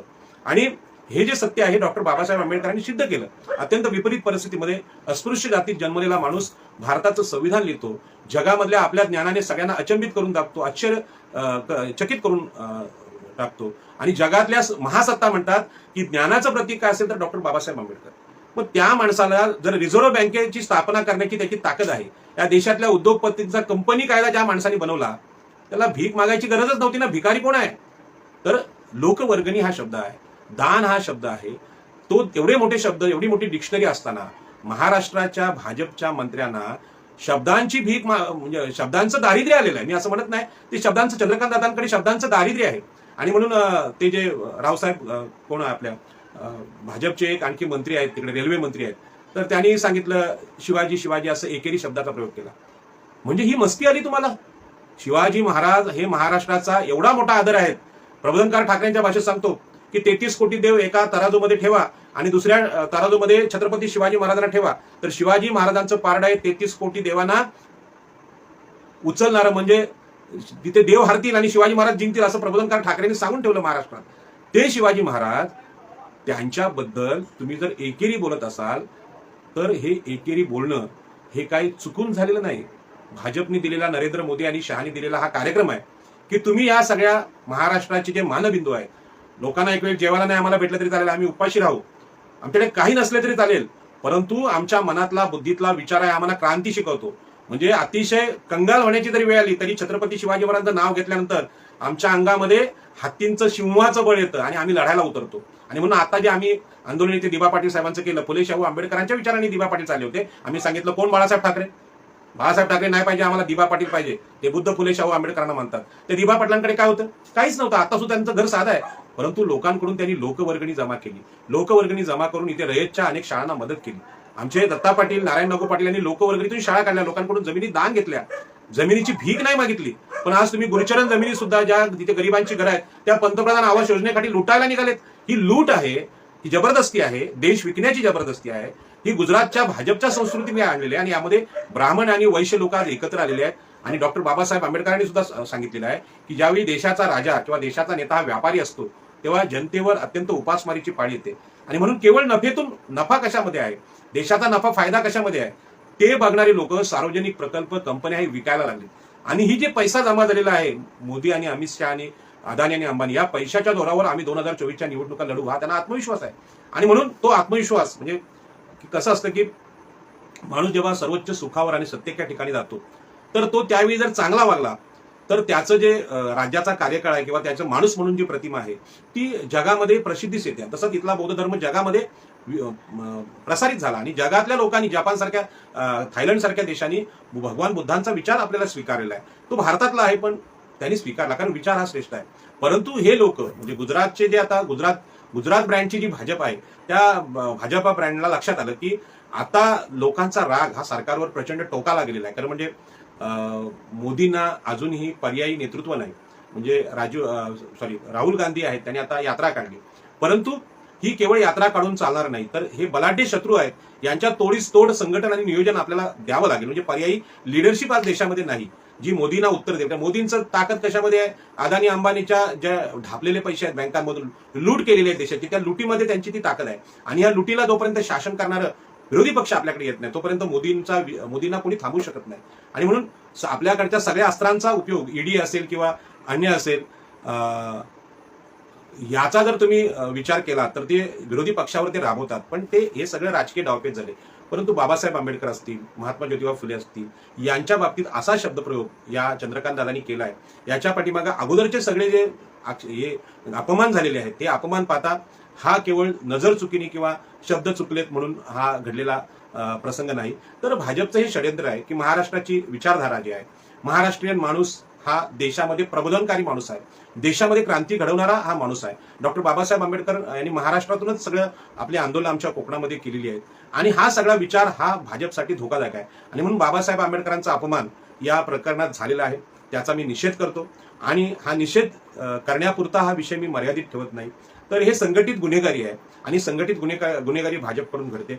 खरं म्हणजे भाजप हा जो पक्ष आहे तो हे सगळं लोकांमध्ये लादतो. यांचं जे टार्गेट आहे तो सर्वसामान्य माणूस आहे आणि सर्वसामान्य माणसामध्ये डॉक्टर बाबासाहेब आंबेडकर, महात्मा ज्योतिबा फुले, सावित्रीबाई फुले आणि छत्रपती शिवाजी महाराज यांच्याविषयी प्रचंड आदर आहे. तो आदर एवढा वाढलेला आहे की आता देवदेवतांच्या पलीकडे गेलेला आहे, धर्माच्या पलीकडे गेलेला आहे आणि संविधानिक जी आमची नीती आहे, समता आहे, ती देशाने आता वैचारिकरित्या स्वीकारलेली आहे आणि महाराष्ट्राबरोबरच उत्तर भारतामध्ये मोठी क्रांती आता होते. उत्तर भारतातले लोकांचं जे सवर्ण आरक्षण विरोधी चळवळ असेल किंवा महापुरुषांच्या अपमानाबद्दल जे स्टेटमेंट आहे ते महाराष्ट्रापेक्षा आक्रमक आहेत आणि अत्यंत प्रगल्भ अशी चर्चा आपल्याला देशात पाहायला मिळते. युट्यूबवर सुद्धा चांगल्या चर्चा उत्तर भारतामध्ये पाहायला मिळतात आणि म्हणून भाजपचा जो प्रचारात चाललाय तो इथल्या महापुरुषांचा ठरवून अपमान करण्याचा हा प्रकार चालू आहे. याला जर उत्तर आपल्याला द्यायचं असेल तर सगळ्यांनी बोललं पाहिजे आणि ह्याचं बौद्धिक विश्लेषण केलं पाहिजे आणि म्हणून चंद्रकांत दादांच्यावर आज शाईपेक झालेली आहे.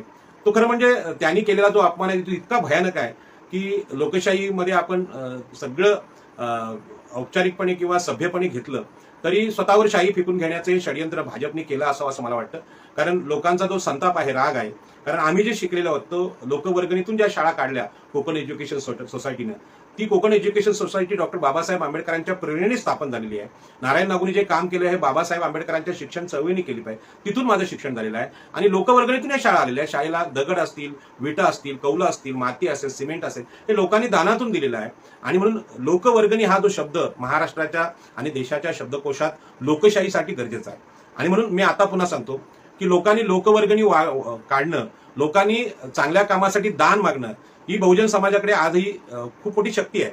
परंतु हा सगळा पैसा मंदिराकडेच गेला पाहिजे आणि धर्माकडेच गेला पाहिजे आणि मग त्या पैशाचा, त्या ट्रस्टचा फायदा घेऊन आम्ही निवडणुकात त्यांचा उपयोग करू. कारण अनेक मंदिरांकडे भारताच्या अर्थव्यवस्थेच्या 100 पट पैसा यावर युट्यूबवर आणि गुगलवर फार मोठे स्टेटमेंट आहेत आणि कोरोना काळात आपण पाहिलं की ह्या मंदिरातला पैसा लोकांच्या औषधासाठी, आरोग्यासाठी उपयोगी आलाच नाही. एकीकडे देवळं बांधण्याचं काम नरेंद्र मोदी करतायत, अमित शहा करतायत किंवा भाजपची सगळी हिंदुत्ववादी मंडळी करतायत, परंतु आम्ही शाळा बांधल्या पाहिजेत, परंतु आम्ही शिक्षण संस्था आणि कॉलेजेस, आरोग्य केंद्र काढली पाहिजेत असं हे म्हणत नाहीत. आणि आज यांनी चांगली जी दान परंपरा लोकवर्गणी मागितली त्याला बदनाम करण्याचं काम चंद्रकांत दादांनी केलेलं आहे. मी अभिमानाने सांगेन की मी समाजात काम करत असताना आम्ही गावठाणाची चळवळ या मुंबई परिसरामध्ये ठाणे, रायगड, पालघर, मुंबई यामध्ये चालवलेली आहे आणि आपल्याला माहित आहे की सरकार आमच्या लोकांना गावठाणांचे अधिकार देत नाही, घरं अधिक अनधिकृत ठरवून ते पाडते. यामध्ये हेच यांचे लोक आहेत, बिल्डर आहेत, ही लॉबी आहे, भाजप आणि एकनाथ शिंदे ह्या लोकांचीच लॉबी आहे आणि ती आमची घरं पाडते आणि म्हणून कोळीवाड्या धोक्यात आले. त्यावेळी मी आमच्या लोकांना सांगितलं की आमची गावं आम्ही मोजली पाहिजे, त्याचे प्रस्ताव दिले पाहिजेत, न्यायालयात गेलं पाहिजे, यासाठी लोकवर्गणी काढा. तेव्हा भाजपच्या आशिष शेलारांनी ऑब्जेक्शन घेतलं, राजाराम पाटील तुम्ही कोळीवाड्यात लोकवर्गणी का मागता? अरे लोकवर्गणीतून आमच्या महापुरुषांनी आमची सगळी आंदोलनं केलीत, मग आम्ही लोकवर्गणी मागता? तुम्हा मराठा समाजाच्या लोकांनी मराठा क्रांती मोर्चे काढले, प्रचंड खंडण्या महसूल विभागाकडून आमच्या ओबीसीकडून पण घेतल्या, तेव्हा आम्ही बोललो का? म्हणजे इथला मराठा, इथला ब्राह्मण, इथला वैश्य आम्ही जर लोकवर्गणी काढून एखादी शाळा बांधली, एखादं काम केलं तर त्याला विरोध करतो. आणि शिक्षणाचा खाजगीकरणामध्ये डी वाय पाटील, पतंगराव कदम हे सुद्धा हुकुमशहाच आहेत, यांनी सुद्धा ही दान परंपरा तोडलेली आहे आणि म्हणून लोकवर्गणीतून जे शिक्षणाचा प्रसार महाराष्ट्रात झालाय त्याच्यावर टीका करण्याचा अधिकार चंद्रकांत दादांना नाही. मनुस्मृतीने ह्या सगळ्या बहुजन समाजाला शिक्षण नाकारलं होतं, ती मनुस्मृती चंद्रकांत दादांना इथे आणायची आहे आणि राज्यपालांना सुद्धा आणायची आणि भाजपाला सुद्धा आणायची आहे. यावर आपण आता लोकवर्गणी काढून चॅनल चालवली पाहिजेत, लोकवर्गणी काढून शाळा काढल्या पाहिजेत, हा सकारात्मक उपाय आहे. यांना शिवाय देण्यात काय अर्थ नाही. हे पैसे देऊन नेमलेले लोक आहेत. मी सुद्धा आता फेसबुकवर अनेक पोस्ट लिहितो तेव्हा माझ्या लक्षात येतं की मला विरोध करणारे अनेक फेसबुकचे जे आयडी आहेत ते लॉक केलेले असतात. ते कोण, त्यांची नावं तर आमच्या आगरी कोळ्यांची असतात, परंतु फेसबुक साईट लॉक असते. म्हणजे भाजपाने अशा प्रकारचा एक कंपू पाळलाय जो फेसबुकवर प्रबोधन करणाऱ्या नेतृत्वांचा अपमान करतो, त्यांच्या पोस्टला क्रॉस करतो. त्याच पद्धतीने आता भाजप परिवार जो आहे सगळा, म्हणजे चंद्रकांत दादा असतील, हे चंद्रकांत दादानंतर एकनाथ शिंदे असतील, एकनाथ शिंदेनी पण जे स्टेटमेंट केले, मी दिवसाला 300 गणपती पाहिले. अरे यासाठी तुम्हाला मुख्यमंत्री केलं होतं का 300 गणपती पाहिले? लोकांना काय तुम्ही सांगताय 400 गणपती पाहिले तर तुमचा उत्कर्ष होईल? म्हणजे मुलांनी अभ्यास नाही करायचा का? गणपती दर्शन गेलं की ते परीक्षेत यशस्वी होतील का? ते मुख्यमंत्री सुद्धा संदेश देतात. हे गुजरातचं म्हणजे माफ करा असं बोलायची माझी इच्छा नाही, परंतु महाराष्ट्राची प्रबोधनाची परंपरा आहे, शिक्षणाची, विज्ञानाची, तर्कदृष्टीची परंपरा आहे. त्याच्या तशा प्रकारचं गुजरातमध्ये साईराव गायकवाड सोडले तर मला तशी पद्धत गुजरातमध्ये प्रबोधनाची कुठे दिसली नाही. आणि ज्यांच्याकडे आज राज्य केलेलं आहे ते त्यांनी किती गुन्हे केलेले आहेत. आणि बिल्किस बानोचं जे प्रकरण आहे ते आदर्श आहे की बिल्किस बानोवर बलात्कार केले गेले आणि बलात्काराला गुजरातच्या एका प्रतिनिधी मंडळाने, आमदार असतील किंवा तिथले लोक, त्यांनी त्यांची शिक्षा माफ केली. तर हा जो प्रकार आहे आणि नंतर त्याचा सत्कार पण केला गेला. अरे एका स्त्रीवर, मुस्लिम स्त्रीवर बलात्कार झाला, त्यांना शिक्षा दिली शासनाने, त्यांना तुम्ही सोडवलं कोर्टातून आणि त्यांची हार घालून आरत्या केल्यात. म्हणजे ते काय महापुरुष आहेत का? म्हणजे बलात्कारांना महापुरुष म्हणणारं गुजरातचं राज्य आणि महापुरुषांना भिकारी म्हणणारं हे चंद्रकांतदादा पाटील यांच्या पाठीमागं मनुस्मृतीचं जे सगळं नेटवर्क आहे ते आहे. आणि म्हणून आताच्या घडीला या देशामध्ये समता आहे, आता जातीवाद संपलाय असा प्रचार एकीकडे भाजपचे संघ परिवारचे लोक करतायत. मग चंद्रकांत दादा बोलले ती मनुस्मृती आहे, हे आमच्या लोकांनी यातून समजलं पाहिजे. ही चूक नाही, जीभ नाही घसरलेली. आता मी पण एवढा वेळ बोलतो, जीभ घसरणं म्हणजे काय असं आपल्याला माहित आहे. आपण बोलताना मन आणि बुद्धी म्हणजे व्यवस्थित राजी खुशीने आणि शांततेने बोलत असतो. मग भाजपचे राज्यपाल असतील किंवा ते द्विवेदी असतील किंवा प्रसाद लाड असतील, हे छत्रपती शिवाजी महाराजांबद्दल सतत हे करतात. याच्यामध्ये अनेक मराठा लोक आहेत तरी सुद्धा श्री शिवाजी महाराजांचा अपमान करतात. कारण नागपूरमधल्या ब्राह्मणांना, फडणवीसांना मनातली सुप्त इच्छा आहे की ब्राह्मण क्षत्रिय जो संघर्ष झालेला आहे इतिहासामध्ये झालेला आहे, ब्राह्मण श्रेष्ठ की क्षत्रिय, यातून तुम्हाला माहित आहे परशुराम असेल, विश्वामित्र असतील, अनेक मोठे मोठे हे लोक झालेत. आणि यांनी परशुरामाने 21 वेळा क्षत्रियांचा नाश केला अशी जी पुराणं लिहिली गेलीत, ते ब्राह्मणांना स्वतःच्या बुद्धीचा अहंकार होता, क्षत्रिय आमच्यापेक्षा कनिष्ठ आहेत आणि क्षत्रियांना अहंकार होता. यामध्ये महाराष्ट्राचं राजकारण पण तसंच आहे. महाराष्ट्रामध्ये ब्राह्मण आणि क्षत्रिय यांचीच सत्ता आहे. एकतर मुख्यमंत्री मराठा असतात तर तर मुख्यमंत्री ब्राह्मण असतात.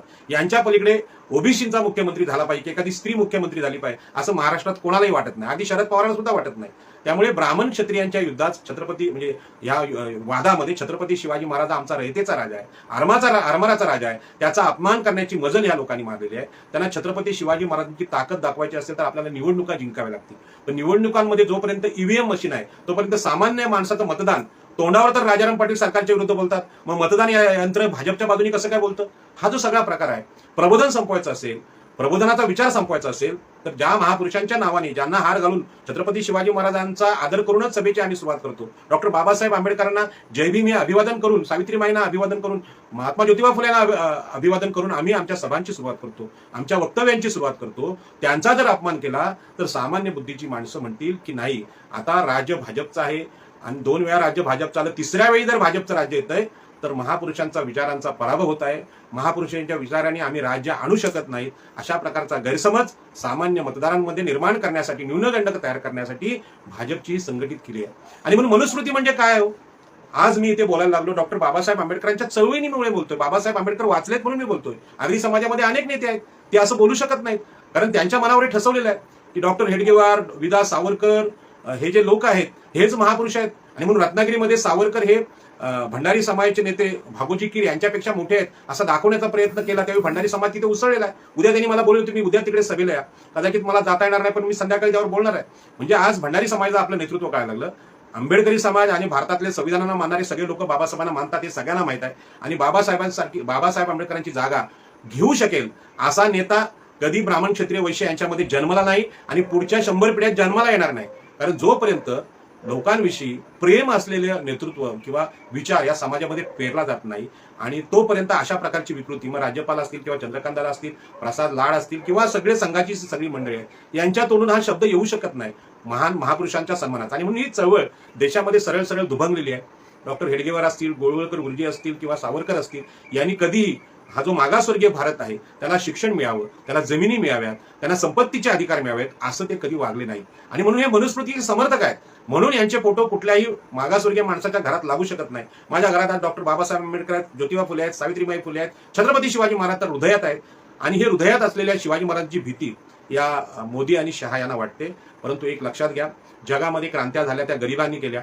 तुमच्याकडे अदानी असतील, अंबानी असतील, पैसेवाले लोक असतील, त्या पैसेवाले लोकांचा टिकाव भारतातल्या या सामाजिक क्रांतीपुढे टिकणार नाहीत. आणि म्हणून बाबासाहेब आंबेडकरांनी जे संविधानाचा विचार, स्वातंत्र्य, समता, बंधुता, स्वातंत्र्य, हे सगळे जे विचार संविधानात पेरलेले आहेत, आज नाही उद्या लोक संविधान वाचतील आणि हे संविधान बदलण्याचा प्रयत्न तुम्ही केला तरी संविधान हे आज घराघरात मनामनामध्ये पोहोचलेलं आहे.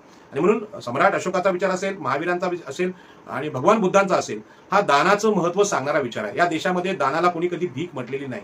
आणि भिकारी ज्यांनी म्हटलं दुसऱ्यांना ते शोषक होते. म्हणजे ब्राह्मण क्षत्रिय लुटारू होते, हे शोषक होते. इंग्रजांपेक्षा आणि मुसलमानांपेक्षा अत्यंत वाईट जे आमच्या देशाशी वागलेले आहेत तेच दुसऱ्याला भीक मागताय असं म्हणतात. खरं म्हणजे भीक ही मागायची वेळ आता सवर्णांवर आलेली आहे. म्हणून त्यांनी जे मागासवर्गीयांचं आरक्षण आहे त्याचा राग येऊन सांगितलं सवर्ण आता गरीब झाले.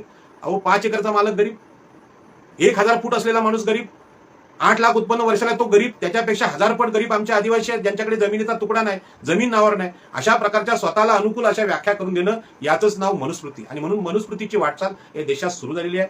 मी ज्यांनी छत्रपती शिवाजी महाराजांचा अपमान केला, ज्यांनी डॉक्टर बाबासाहेब आंबेडकरांचा अपमान करण्याचा प्रयत्न केला, सूर्यावर थुंकता येत नाही म्हणून बाबासाहेब आंबेडकर एवढे छोटे नाही की तुम्ही काय बोललात, भीक बोललात का आणखी काय बोललात म्हणून त्याचा अपमान होईल. मला एवढा विश्वास आहे की संविधान सभेत डॉक्टर बाबासाहेब आंबेडकरांनी हिंदू कोड बिल आणलं, ओबीसीसाठी कायदे लिहिले, त्यावेळी बाबासाहेब आंबेडकरांनी ह्या लोकांनी संविधान सभेत किती शिव्या दिल्या असतील, किती टीका केली असेल, त्यांनी स्वतःचं मन कसं सांभाळलं असेल. म्हणून या टीकेने मला प्रचंड संताप आलेला आहे. आणि तुम्हाला कल्पना आहे की माणूस संतापला की तो शाई नाही फेकत, तो साटकन कानाखाली मारतो. आणि खरं म्हणजे लोकशाहीमध्ये संविधानाचा मी आदर करणारा माणूस आहे. अशा प्रकारे कोणाला कानाला खाली मारण्याचा अधिकार नाही आणि ते संविधान विरोधी आहे हे मला कळतं. परंतु शाईच का फेकली जाते हा प्रश्न आहे. म्हणजे तुम्ही अपमान केलाय, तो लोकांच्या मनात संताप आहे हे चंद्रकांत दादांना माहित आहे. म्हणून त्यांनी ठरवून कदाचित कार्यकर्त्यांना सांगितलं लोकांचा राग आहे तर फक्त शाई फेका, त्याचे आम्ही फोटो टाकू. पण शाई फेकण्या इतका राग, एवढा सौम्य राग लोकांचा नाहीये. मी माझा राग व्यक्त करतो. मी आज प्रतिज्ञा करतो की महाराष्ट्रातलं भाजप सरकार हे पाडणं हे आमचं सगळ्यांचं लक्ष असलं पाहिजे. आणि त्या सरकारमध्ये सुसंस्कृत, संविधानाला मानणारे, फुले शाहू आंबेडकरांना खरोखर मानणारे लोक आहेत, छत्रपती शिवाजी महाराजांना खरोखर मानणारे लोक आहेत. गुलाम झालेले लोक नाहीत. जे गुलाम आहेत या भाजपचे किंवा संघ परिवाराचे, ते शिवाजी महाराजांचा अपमान सहन करता येतात. अपमान न स्वाभिमानाची जी गोष्ट आहे ते खरोखर स्वाभिमानी आहे, स्वतःच्या पैशावर जगणारे आहेत, मेहनतीवर तेच असं करू शकतात. आणि म्हणून शिवाजी महाराजांचे वंशज आम्ही आहोत. आगरी, कोळी, भंडारी, आम्ही कोकणातले सागरपुत्र आम्ही वंशज आहोत. आणि आम्हाला याचा खूप राग आलेला आहे. आणि हा राग शाही फिकीतून व्यक्त होतो याच्यावर माझा अजिबात विश्वास नाही. तर त्यांना सत्य त्या खुर्चीकडून आम्ही खाली खेचू. जोपर्यंत ईव्हीएम आहे तोपर्यंत चंद्रकांत दादांसारखा माणूस निवडून येऊ शकतो. पण ईव्हीएम मशीन नसेल तर चंद्रकांत दादा सरपंच सुद्धा होऊ शकत नाही, प्रसाद लाड सरपंच होऊ शकत नाही. आणि राज्यपाल तर या महाराष्ट्रात आज जे संविधानिक पद आहे, खरं म्हणजे गरिबांच्या नजरेला नजर देण्याची, एखाद्या कष्टकरी स्त्रीला नजर देण्याची क्षमता ह्या राज्यपालांमध्ये राहिलेली नाही. एवढं ते वाईट बोललेलं आहे. सावित्रीबाई फुले आणि ज्योतिबा फुले यांच्या विवाहावर त्यांनी टीका केली, त्यांनी टिंगल केलेली आहे. अक्कल पाहिजे की ज्या सावित्रीबाईंनी देशातल्या समस्त स्त्रियांना शिक्षणाचे दरवाजे खुले केले, ते तुमच्या सगळ्या सरस्वतीपेक्षा आणि ब्रह्मदेवापेक्षा, राम आणि कृष्णांपेक्षा सावित्रीबाई फुले या मोठ्या आहेत आणि आदराच्या ठिकाणी आहेत. त्यांच्याविषयी तुम्ही असं बोलता म्हणजे ज्यांनी ही स्क्रिप्ट लिहून दिले भाजपच्या लोकांना की महापुरुषांवर अपमान करा, तो गुन्हा फार मोठा आहे. आणि म्हणून मी नेहमी सांगत असतो, आमच्याकडे गर्भजल चिकित्सा होते आणि गर्भामध्ये मुलगा आहे की मुलगी हे चेक करणाऱ्या मशीन आज उपलब्ध आहेत. पण ह्या मुली गर्भामध्ये मारल्या जातात त्याचं खरं कारण आहे हुंडा घेणं. आणि हुंडा घेणं या प्रथेची, परंपरेची सुरुवात मनुस्मृतीमध्ये झाली. कारण स्त्री ही मुलापेक्षा हलकी आहे, स्त्री ही पुरुषांपेक्षा हलकी आहे. ही प्रथम मांडणी मनुस्मृतीने केली असेल, धर्मामध्ये केली असेल तर तो धर्म आणि मनुस्मृती याच्यावर गुन्हे दाखल झाले पाहिजेत. आणि ती मनुस्मृती डॉक्टर बाबासाहेब आंबेडकरांनी जाहीर जाळली. याच्यावरून मनुस्मृती हे स्त्रीभ्रूण हत्ये मागचं शास्त्र आहे. त्या पद्धतीने महापुरुषांवर जी टीका भाजप करते त्याचा अर्थ या महापुरुषांच्या विचारधारेबद्दल भाजपला प्रचंड तिरस्कार आहे. आणि तिरस्काराचं कारण त्यांच्या मनातली मनुस्मृती आहे. आणि म्हणून या देशावर राज्य तर अनेक परकीय लोकांनी केलं, इंग्रजांनी केलं, मोगलांनी केलं, शकांनी केलं, हुनांनी केलं. परंतु या हिंदुत्ववाद्यांनी किंवा मनुस्मृतीवाद्यांनी जो अत्याचार, मानसिक अत्याचार इथल्या मागासवर्गीयांवर केला आणि यामध्ये एससी म्हणजे शेड्यूल कास्टचे लोक, अस्पृश्य लोक, आदिवासी लोक एवढे दाबले गेले आणि ओबीसी लोक एवढे दाबले गेले की याच्यावर स्टेटमेंट करायची त्यांची हिंमत नाही. मला कल्पना आहे माझ्या आगरी समाजाचे अनेक लोक आज भाजपमध्ये आहेत. केंद्रीय मंत्री कपिल पाटील आहेत, माजी खासदार रामशेठ टपूर आहेत, गणेश नाईक आहेत, आमचे सगळे मित्रमंडळी भाजपमध्ये आहेत. आणि मी भाजपवर टीका करतोय तर त्यांना कसं तरी होत असेल हे असं का. तर मी माझ्या जात बांधवांना, आगरी, कोळी, भंडाऱ्यांना सांगतो की तुम्ही कुठल्या पक्षात जावा, तुमचा अधिकार आहे. परंतु या देशातल्या महापुरुषांवर, छत्रपती शिवाजी महाराज, बाबासाहेब आंबेडकर, ज्योतिबा फुले, सावित्रीबाई फुले यांच्यावर जर तुमचा पक्ष, तुमचे नेते जर टीका करत असतील तर त्यांना आम्ही कधीच माफ करणार नाही, कारण आमचं स्वातंत्र्य, मनाचं स्वातंत्र्य आम्ही कुठल्या पक्षाला विकलेलं नाही, तो कोणताही पक्ष असेल. आणि म्हणून बाबासाहेब आंबेडकरांचा अपमान करण्याचा प्रयत्न इथे झाला. बाबासाहेब आंबेडकरांच्या विचारांवर, त्यांच्या वंशजांवर सुद्धा टीका झाली, ती अनाहूतपणे झालेली नाही. तर याच्या पाठीमागं खूप मोठी आर्थिक पेरणी आहे. एवढं समजलं म्हणजे ईडी तुम्ही आता कोणाला लावताय, तर आम्हाला पण कळतं ईडी कोणाला लागली पाहिजे. भाजपच्या लोकांना ईडी लागत नाही आणि बाकीच्या विरोधी पक्षांना लागतं. एका देशातली जनता मूर्ख आहे का? भाजपचे सगळे लोक पवित्र, शुद्ध आहेत, चांगल्या चारित्र्याचे आहेत. ही तर मनुस्मृतीची रचना आहे. म्हणजे ब्राह्मण, क्षत्रिय, वैश्यांनी कुठलंही पाप केलं त्यांना माफ, आणि शूद्रातिशूद्रांनी केलं तर त्यांना प्राणहत्या, त्यांना ठार करायचं, त्यांच्या कानात शिसं होतायचं. हे तुम्ही लिहिलेल्या शिक्षा आम्हाला बाबासाहेबांनी सांगितलेल्या आहेत. त्यामुळे तुम्ही ईडी लावताय आज, ही मनुस्मृतीच आहे. परंतु याच्यावर चर्चा सामान्य माणूस करत नाही. मी जे सजग नागरिक आहे त्यांना सांगतो, सामान्य माणसाची मनाची जी ताकद आहे ती भगवान महावीर, भगवान बुद्ध, डॉक्टर बाबासाहेब आंबेडकर, सावित्रीबाई फुले, ज्योतिबा फुले, छत्रपती शिवाजी महाराज या महापुरुषांमध्ये आहे. आणि म्हणून छत्रपती शिवाजी महाराजांबद्दल मी शेवटचं सांगतो की ब्राह्मण आणि क्षत्रिय यांच्या वादात शिवाजी महाराजांचा नेहमी अपमान होतो. त्यामुळे सामान्य जनतेने, महाराष्ट्रातल्या सामान्य कष्टकऱ्यांनी लक्षात घ्यावं, शिवाजी महाराज हे मराठ्यांची मालकी नाही. शिवाजी महाराज हे क्षत्रिय कुलावंतच नाही. शिवाजी महाराज हे गो ब्राह्मण प्रतिपालक नाही. मराठ्यांनी सुद्धा शिवाजी महाराजांना विरोध केलाय आणि ब्राह्मणांनी सुद्धा केलाय. शिवाजी महाराज यांच्यापैकी कुणाची नाही. हे सामान्य कष्टकऱ्यांचे, मागासवर्गीय, रयतेचे नेते आहेत. म्हणून शिवाजी महाराजांच्या अपमानाबद्दल महाराष्ट्रात आपण स्वतंत्र चळवळ सुरू करू. आज ज्यांच्या लोकवर्गणीसाठी, दानाबद्दल ज्यांनी भीक हा शब्द वापरला आहे, त्यांना सत्तेतून खाली खेचू अशी जाहीर प्रतिज्ञा आपण सर्वांसमक्ष केली पाहिजे.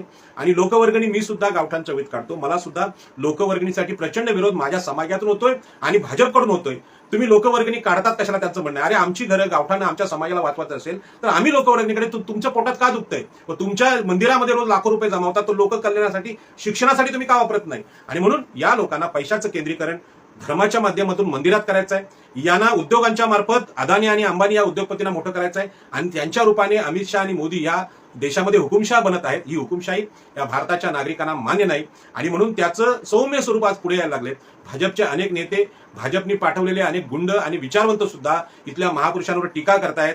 हे चुकून घडलेल्या घटना नाहीत, हे ठरवून केलेलं षडयंत्र आहे. आणि यात महाराष्ट्र संपणार नाही, महाराष्ट्र उभा राहणार आहे. आणि म्हणून शिवसेना हा पक्ष हिंदुत्ववादाकडे झुकला होता बाळासाहेब ठाकरेंच्या काळात. तुमच्या घरात नाही पीठ तर कशाला विद्यापीठ असं बोलणारे बाळासाहेब ठाकरे, त्यांचा पराभव आम्ही आगरी कोळ्यांनी पनवेलमध्ये केला, विमानतळात केला आणि सांगितलं की आरक्षणाच्या विरोधी असलेले हिंदू हृदय सम्राट बाळासाहेब ठाकरे आम्हाला चालणार नाहीत.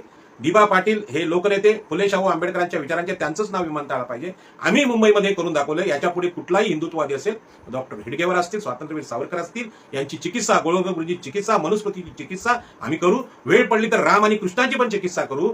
पण भाजप ज्यांचं नाव घेते त्यांनी मनुस्मृतीचं समर्थन केलं असेल तर संविधानासमोर ते आम्ही नाकारतो. अख्खी मनुस्मृती जाणणारी डॉक्टर बाबासाहेब आंबेडकर या रायगड जिल्ह्याने पाहिलेल्या आहेत. आणि म्हणून चंद्रकांत दादा, आम्ही सभ्य आहोत. तुमची काही प्रतिमा किंवा बॉडी करून मी जाणार नाही किंवा शाही पण फेकणार नाही.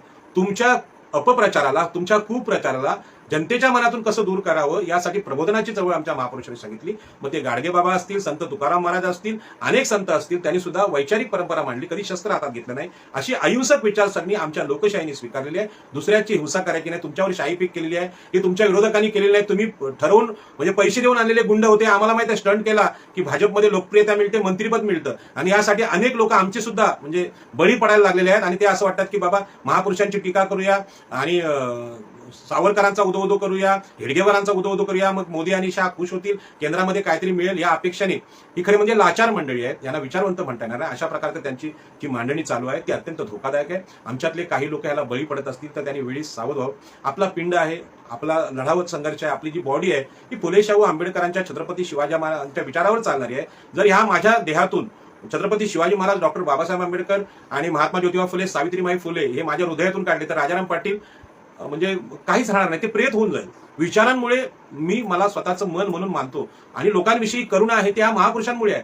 माझ्या मनामध्ये चांगुलपणा आहे हेडगेवारांचा नाही, सावरकरांचा नाही, गोळगोळ गुरुजींचा नाही, नरेंद्र मोदींचा नाही, अमित शहाचा नाही, अदानीचा नाही, अंबानीचा नाही, तर बाबासाहेब आंबेडकरांच्या लोकवर्गणीचा. आणि त्यांनी जीवनामध्ये सगळ्यात मोठं दान दिलं. आपली 4 मुलं बाबासाहेब आंबेडकरांनी समाजाचं काम करत असताना गमावलेली आहेत. सम्राट अशोकांनी आपली 2 मुलं श्रीलंकेमध्ये धर्मप्रसारासाठी दिलेत. त्यांनी म्हटलं नाही की शरद पवारांसारखं माझी मुलगी, माझा पुतण्या, माझा नातू हे सगळे लोकसभा लढवतील, विधानसभा लढवतील, अख्खं पवार खानदान इथे नांदेल, अशा प्रकारचं त्यांनी सम्राट अशोकांनी केलं नाहीत. आणि म्हणून मी शरद पवारांना मागच्या निवडणुकीत बोललो की ययातील सारखी लालसा तुम्ही सोडून द्या आणि भगवान बुद्ध, सम्राट अशोक यांच्याकडून आदर्श घ्या, छत्रपती शिवाजी महाराजांकडून आदर्श घ्या की ज्यांनी जमिनी कसायला भूमिहीनांना दिल्या. आणि तुम्ही मराठा राज्यकर्ते महाराष्ट्राचे 60% जमिनी आपल्या काय बोलतात त्याला घराखाली दडवून बसलेले आहेत. तुम्ही हुकुमशाह आहात. तुम्ही खरं म्हणजे भूमिहीनांना जमिनी दिल्या पाहिजेत. ज्या गुरुचरण जागा आमच्या होत्या, कष्टकऱ्यांच्या होत्या, मागासवर्गीयांच्या होत्या, त्या पंतप्रधान आवास योजनेला का पंतप्रधान आवास योजनेला दुसऱ्या जागा नाहीत? तुम्ही जमिनी खरेदी करा आणि त्या वाटा. गुरुचरण जागा तुम्ही पंतप्रधान आवास योजनेला ही SRA आहे. आणि म्हणून मुंबईतले कोळीवाडे तोडायला काढलेले असताना आमच्या महापुरुषांचा जो अपमान होतोय तो आमच्या मनातला, हृदयातला, संघर्षाचा, लढाऊपणाचा विचार आहे, त्याचा अपमान आहे. आणि म्हणून याचा निषेध करतो. आणि लोकांना मी सांगतो की संयमाने आपण काम करा, कारण तुमच्यावर गुन्हे नोंदवण्यासाठी दंगली घडवण्याचा बेत या भाजपच्या सगळ्या लोकांचा आहे. हे बालिश लोक नाहीत, अत्यंत हुशार आणि तल्लख बुद्धीचे आहे. लोकांचे सातबारे कसे बदलायचे, फ्रॉड कसे करायचे, तुमची EVM कशी आणायची, तुमचं नोटबंदी कशी करायची, आणखी अनेक कुटील नीतीचे लोक आहेत. ते सहज बोलत नाही, ते ठरवून बोलतात आणि इथल्या सामान्य माणसाला ललकारण्याचा प्रयत्न की सामान्य माणूस विचलित होईल, दंगल घडवून आणील आणि देशामध्ये काहीतरी उलट सुलट घडेल आणि मग त्याच्या पाठीमागे काहीतरी षडयंत्र रचायचं, असं यांचे नेहमीचे हे नीती आहे. आज आमच्या आगरी कोळी समाजाला सतत हे फेसबुकवर सांगतात की मुसलमान तुमचे शत्रू आहेत. मी 1000 वेळा ओरडून सांगतो, छत्रपती शिवाजी महाराजांच्या आरमारामध्ये 50% मुस्लिम सैनिक होते, त्यांचे अंगरक्षक हे मुस्लिम होते आणि छत्रपती शिवाजी महाराजांनी दौलत खान या मुस्लिम शूरवीराला सैन्याची आरमाराची जबाबदारी दिली होती. ते मुस्लिम विरोधक नव्हते, परंतु सतत दाखवलं जातं की छत्रपती शिवाजी महाराज हे मुस्लिमांचे शत्रू आहेत. बाबासाहेब आंबेडकरांना सुद्धा या देशाचे शत्रू दाखवण्याचा प्रयत्न केला गेला की स्त्रियांना त्यांनी हिंदू कोड दिलं म्हणजे ते संस्कृतीचे विरोधक आहेत, हिंदू धर्माचे विरोधक आहेत, अशा प्रकारचा दाखवण्याचा प्रयत्न या भाजपने केला. आणि हे जे ढोंग आहे ते आता उघड होते. तुमच्या तनामनात जर बाबासाहेबांबद्दल आदर होता, महात्मा फुल्यांबद्दल आदर होता, तर त्यांनी लोकवर्गणी काढून, लोकांकडून दान घेऊन जे शिक्षणाची चळवळ या देशात उभी केली ती सरकारची जबाबदारी आहे. शिक्षण ही सरकारची जबाबदारी आहे. आपल्या संविधानाने शिक्षणाचा अधिकार दिलाय. आणि वर चंद्रकांत दादा असं बोलतात की सरकार वगैरे तुम्ही अवलंबून करा, ते तुम्ही त्या लोकांनी भीक मागून शाळा चालवल्या, तुम्ही भीक मागा. हे जे स्टेटमेंट आहेत ना, तो राज्यकर्त्यांचा पराभव आहे. आणि महाराष्ट्रातलं जे शिक्षण आहे, देशातलं शिक्षण यांना संपवायचं आहे. आणि म्हणून ते भजी तुम्ही विका असल्या प्रकारची मूर्खपणाची स्टेटमेंट पंतप्रधान करतात, हे शोभत नाही त्यांना. आणि हे देशाच्या शिक्षणाच्या प्रबोधनाच्या परंपरेला धोकादायक आहे. विज्ञानवादाची देशाची जी परंपरा आहे त्याला थांबवण्याचा प्रकार आहे. आणि म्हणून गुजरातमधून आलेलं हे राज्याचे राज्यकर्त्यांचे विचार हे देशाला मारक ठरत आहेत. सतत ते निवडून येतात कारण EVM मशीन त्यांच्याकडे आहे. माझ्या मनात किती राग आला, लोकांविषयी रोज मी प्रेम करत असलो, लोकांना वाटलं राजाराम पाटील नेते झाले पाहिजेत किंवा बाळासाहेब आंबेडकर नेते झाले पाहिजेत, तरी सुद्धा मशीनच्या अभावी आम्ही काहीच करू शकत नाही. आणि म्हणून हे जर बदलायचं असेल तर देशामध्ये आता क्रांतीशिवाय पर्याय नाही. आणि ही क्रांती जेव्हा चंद्रकांत दादांसारखे जे लोक असतील, राज्यपालांसारखे लोक असतील, त्यांना माहित आहे की ही संविधानिक पद आहेत, त्यामुळे त्यांना पोलिसांची सुरक्षा असते. पण कधीतरी यांना सरकारमधून लोकशाही पद्धतीने आम्ही खाली उतरू आणि जेव्हा रस्त्यावर येतील तेव्हा रस्त्यावर काय अवस्था होते, सामान्य माणसाची प्रतिक्रिया देण्याची जी पद्धत असते ती काय असते हे आमच्या कोळणीला विचारा. मार्केटमधल्या आमच्या कोळणींचा कोणी जेव्हा अपमान करतं तेव्हा सटासट कशा कानाखाली खेचतात ते बघा, कारण ते सामान्य माणसाचं नैसर्गिक उत्तर आहे. आणि म्हणून हे शाही फेकणं, हे फेकणं एवढा पुरता निषेध ठेवून चालणार नाही. तर महापुरुषांचा आपल्याला आदर करण्यासाठी महापुरुषांचे विचार आम्ही देशाला सांगितले पाहिजे. आणि संघ परिवाराने भाजपला विचारलं पाहिजे की या देशामध्ये शिक्षणाची, शाळेची, विज्ञानाची परंपरा तुमच्या हेडगेवारांनी का सांगितली नाही, तुमच्या गोळवळकरांनी का सांगितली नाही, तुमच्या सावरकरांनी का सांगितली नाही. हिंदू म्हणून आम्ही संघटित झालं पाहिजे. तुम्ही बोंबलता, पण हिंदूंनी हिंदूंवर केलेला अत्याचार बघा. आमचे कोळीवाडे हिंदूच तोडतात. महाराष्ट्रात हिंदूंचं सरकार आहे, म्हणजे एकनाथ शिंदे आणि देवेंद्र फडणवीसांचं सरकार आहे. केंद्रामध्ये हिंदूंचं सरकार आहे. मग आमचे कोळीवाडे, आमची घरं का तुटतात? हिंदू असून का तुटतात? म्हणजे हिंदू ह्या देशातले अत्याचारी आहेत, शोषक आहेत, संघ परिवाराचे राज्यकर्ते शोषक आहेत, हे सिद्ध झालेलं आहे. आणि हे सिद्ध झालेले असताना लोकांना ते सत्य कळलेलं आहे. परंतु लोकांचा आवाज व्यक्त करणारं नेतृत्व देशामध्ये नाही. राहुल गांधीमध्ये ती ताकद असती यांना पर्याय देण्याची नरेंद्र मोदीने, तर निश्चित सत्तांतर झालं पाहिजे. परंतु राहुल गांधींच्या आजूबाजूला जी मराठा आणि संस्थानिक मंडळी आहेत त्यांना गरिबांशी काही घेणेदेणे, किती रस्त्यावर चाला नाहीतर नाचा, तरी त्यांना गरिबीविषयी प्रेम नाही. त्यांच्यामध्ये खरं प्रेम असतं, त्यांनी गरिबांची बाजू घेतली असती. पण काँग्रेसमध्ये असं नेतृत्वच नाही. त्यामुळे काँग्रेस दुबळी आहे म्हणून भाजप ही सबळ आहे. म्हणजे वासरात लंगडी आणि गाय शहाणी जे बोलतात ती भाजपची आज स्थिती आहे. कारण इथे सगळे वासरं आहेत आणि ती लंगडी गाय भाजपची ती आता शहाणी ठरली. आणि म्हणून छत्रपती शिवाजी महाराजांचे खरोखर आम्ही मावळे असतो तर मरायला उतरलं पाहिजे, लढायला उतरलं पाहिजे. यामध्ये तुमचा प्राण सुद्धा जाऊ शकतो, इतकं भयानक लढा आहे. परंतु गुलामीत जगण्यापेक्षा, आपल्या महापुरुषांचा, आपल्या आई वडिलांचा अपमान सहन करण्यापेक्षा आपण हौतात्म्य पत्करणं चांगलं. आणि ती सवय इथल्या आगरी कोळ्यांना आहे. आणि म्हणून वसंतदादा पाटील या मराठा मुख्यमंत्र्यांनी दिबा पाटलांवर गोळ्या घातल्या तेव्हा 5 माणसं आम्ही मारली, म्हणजे आमची माणसं मारली गेली, हजारो जखमी झाली, पण आम्ही जमीन हक्कासाठी लढलो. बांधवानो, माझी आपल्याला विनंती आहे की जे ब्राह्मण आहेत त्यांना, ब्राह्मणांचा शब्द तुम्हाला सांगतो की माणसाचं स्वतःचं एक तेज असतं चेहऱ्याचं, की तो जर स्वाभिमानी असेल तर कोणाची गुलामगिरी स्वीकारत नाही. आणि म्हणून मी पुरुषांबद्दल हा शब्द वापरत नाही, स्त्रियांबद्दल वापरतो. स्त्रियांमध्ये स्वाभिमानाची भावना ही पुरुषांपेक्षा जास्त असते. तिला कोणाचा अपमान कोण काय करते, कशा नजरेने बघते, स्त्रीला जास्त कळतं. आणि म्हणून स्वाभिमानी स्त्री ही आपल्या स्वतःच्या जीवनाबद्दल, स्वतःच्या शीलाबद्दल जास्त जागरूक असते. आणि अशा प्रकारची मातृसत्ताक स्त्री ही सावित्रीमाई आहे, जिजाऊ आहे, अशी आमची एकवीर आहे आणि आमच्या सगळ्या महिला भगिनी आहेत. यांचा तेजोभंग करण्याचं काम आज देशामध्ये चालू आहे. तेजोभंग म्हणजे त्यांच्या मनातलं तेजस्वी विचार आहे त्याचा अपमान करण्याचं हे काम चालू आहे. म्हणून भारतीय लोकशाही ही महापुरुषांमुळे टिकलेली आहे. तुम्ही स्वातंत्र्यपूर्व काळ प्रबोधनाचा पाहिलात तर यामध्ये सगळे महापुरुष आहेत. फुले, शाहू, आंबेडकर, छत्रपती शिवाजी महाराज यांनी लोकशाहीचं समर्थन केले. त्यांचा अपमान करायचं म्हणजे आमच्या हुकुमशाहीच्या प्रक्रियेला अडथळा राहणार नाही अशा प्रकारचे षडयंत्र आहे आणि षडयंत्र उघड करण्यासाठी आपण रोज बोललं पाहिजे असं मला वाटतं. मी भाजपच्या या मोठ्या मोठ्या नेत्यांचा जाहीर निषेध करतो आणि लोकशाहीमध्ये जेवढ्या पद्धतीने त्यांच्याविषयी जो हे तिरस्कार किंवा त्यांच्याविषयीचा निषेध आहे तो जेवढ्या कडक शब्दात व्यक्त करता येईल तेवढा मी केलेला आहे. याच्या पलीकडे शिव्या देणं ही आपली संस्कृती नाही. परंतु जर चंद्रकांत दादांनी विधानसभेत मला बोलवलं तर विधानसभेत मी त्यांचा चांगल्या प्रकारे समाचार घेईन किंवा लोकसभेत जरी नरेंद्र मोदींनी मला बोलवलं किंवा मला आपण लोकांनी पाठवलं त्यांना भारतीय संविधान आणि छत्रपती शिवाजी महाराज काय हे मी सांगेन. स्त्रियांच्या अब्रूची, स्त्रियांच्या प्रतिष्ठेचा आदर करणारा राजा म्हणजे छत्रपती शिवाजी महाराज, मागासवर्गीय नेत्याला जमिनीचे पट्टे देणारा राजा म्हणजे छत्रपती शिवाजी महाराज, आपला आरमार उभा करणारा छत्रपती शिवाजी महाराज आणि डॉक्टर बाबासाहेब आंबेडकर यांची तुलना, या सगळ्या महापुरुषांची तुलना 33 कोटी देवांशी होऊ शकत नाही. देवांना एका पारड्यात बाजूला करणारे हे सगळे आमचे महापुरुष आहेत. यांना भीक मागायची वेळ कधीच येणार नाही जोपर्यंत आम्ही लोक त्यांचे समर्थक जिवंत आहोत. म्हणून चंद्रकांत दादा तुमची किती संपत्ती आहे तुम्ही जाहीर करा, नाहीतर आम्ही सांगतो आम्ही किती श्रीमंत आहोत, मनाने किती श्रीमंत आहोत, बुद्धीने किती श्रीमंत आहोत. आमच्या महापुरुषांना असं बोलाय की तुमची हिंमत झाली कशी. आणि म्हणून ही जी हिंमत आहे ही हिंमत विकृत मनाचं प्रतीक आहे. त्या विकृत त्यांच्या मनाचा मी जाहीर निषेध करतो आणि आजच्यापुरतं एवढं मर्यादित करतो. तुम्हाला साध्या शब्दात सांगतोय की सामान्य माणसाच्या खिशातले पैसे काढून घेतले, त्याचा रोजगार संपवला, त्याचा कामधंदा संपवला, त्याला बेकार केला. आता फक्त काय उरले ह्या देहामध्ये? फक्त महापुरुषांचे विचार आहेत.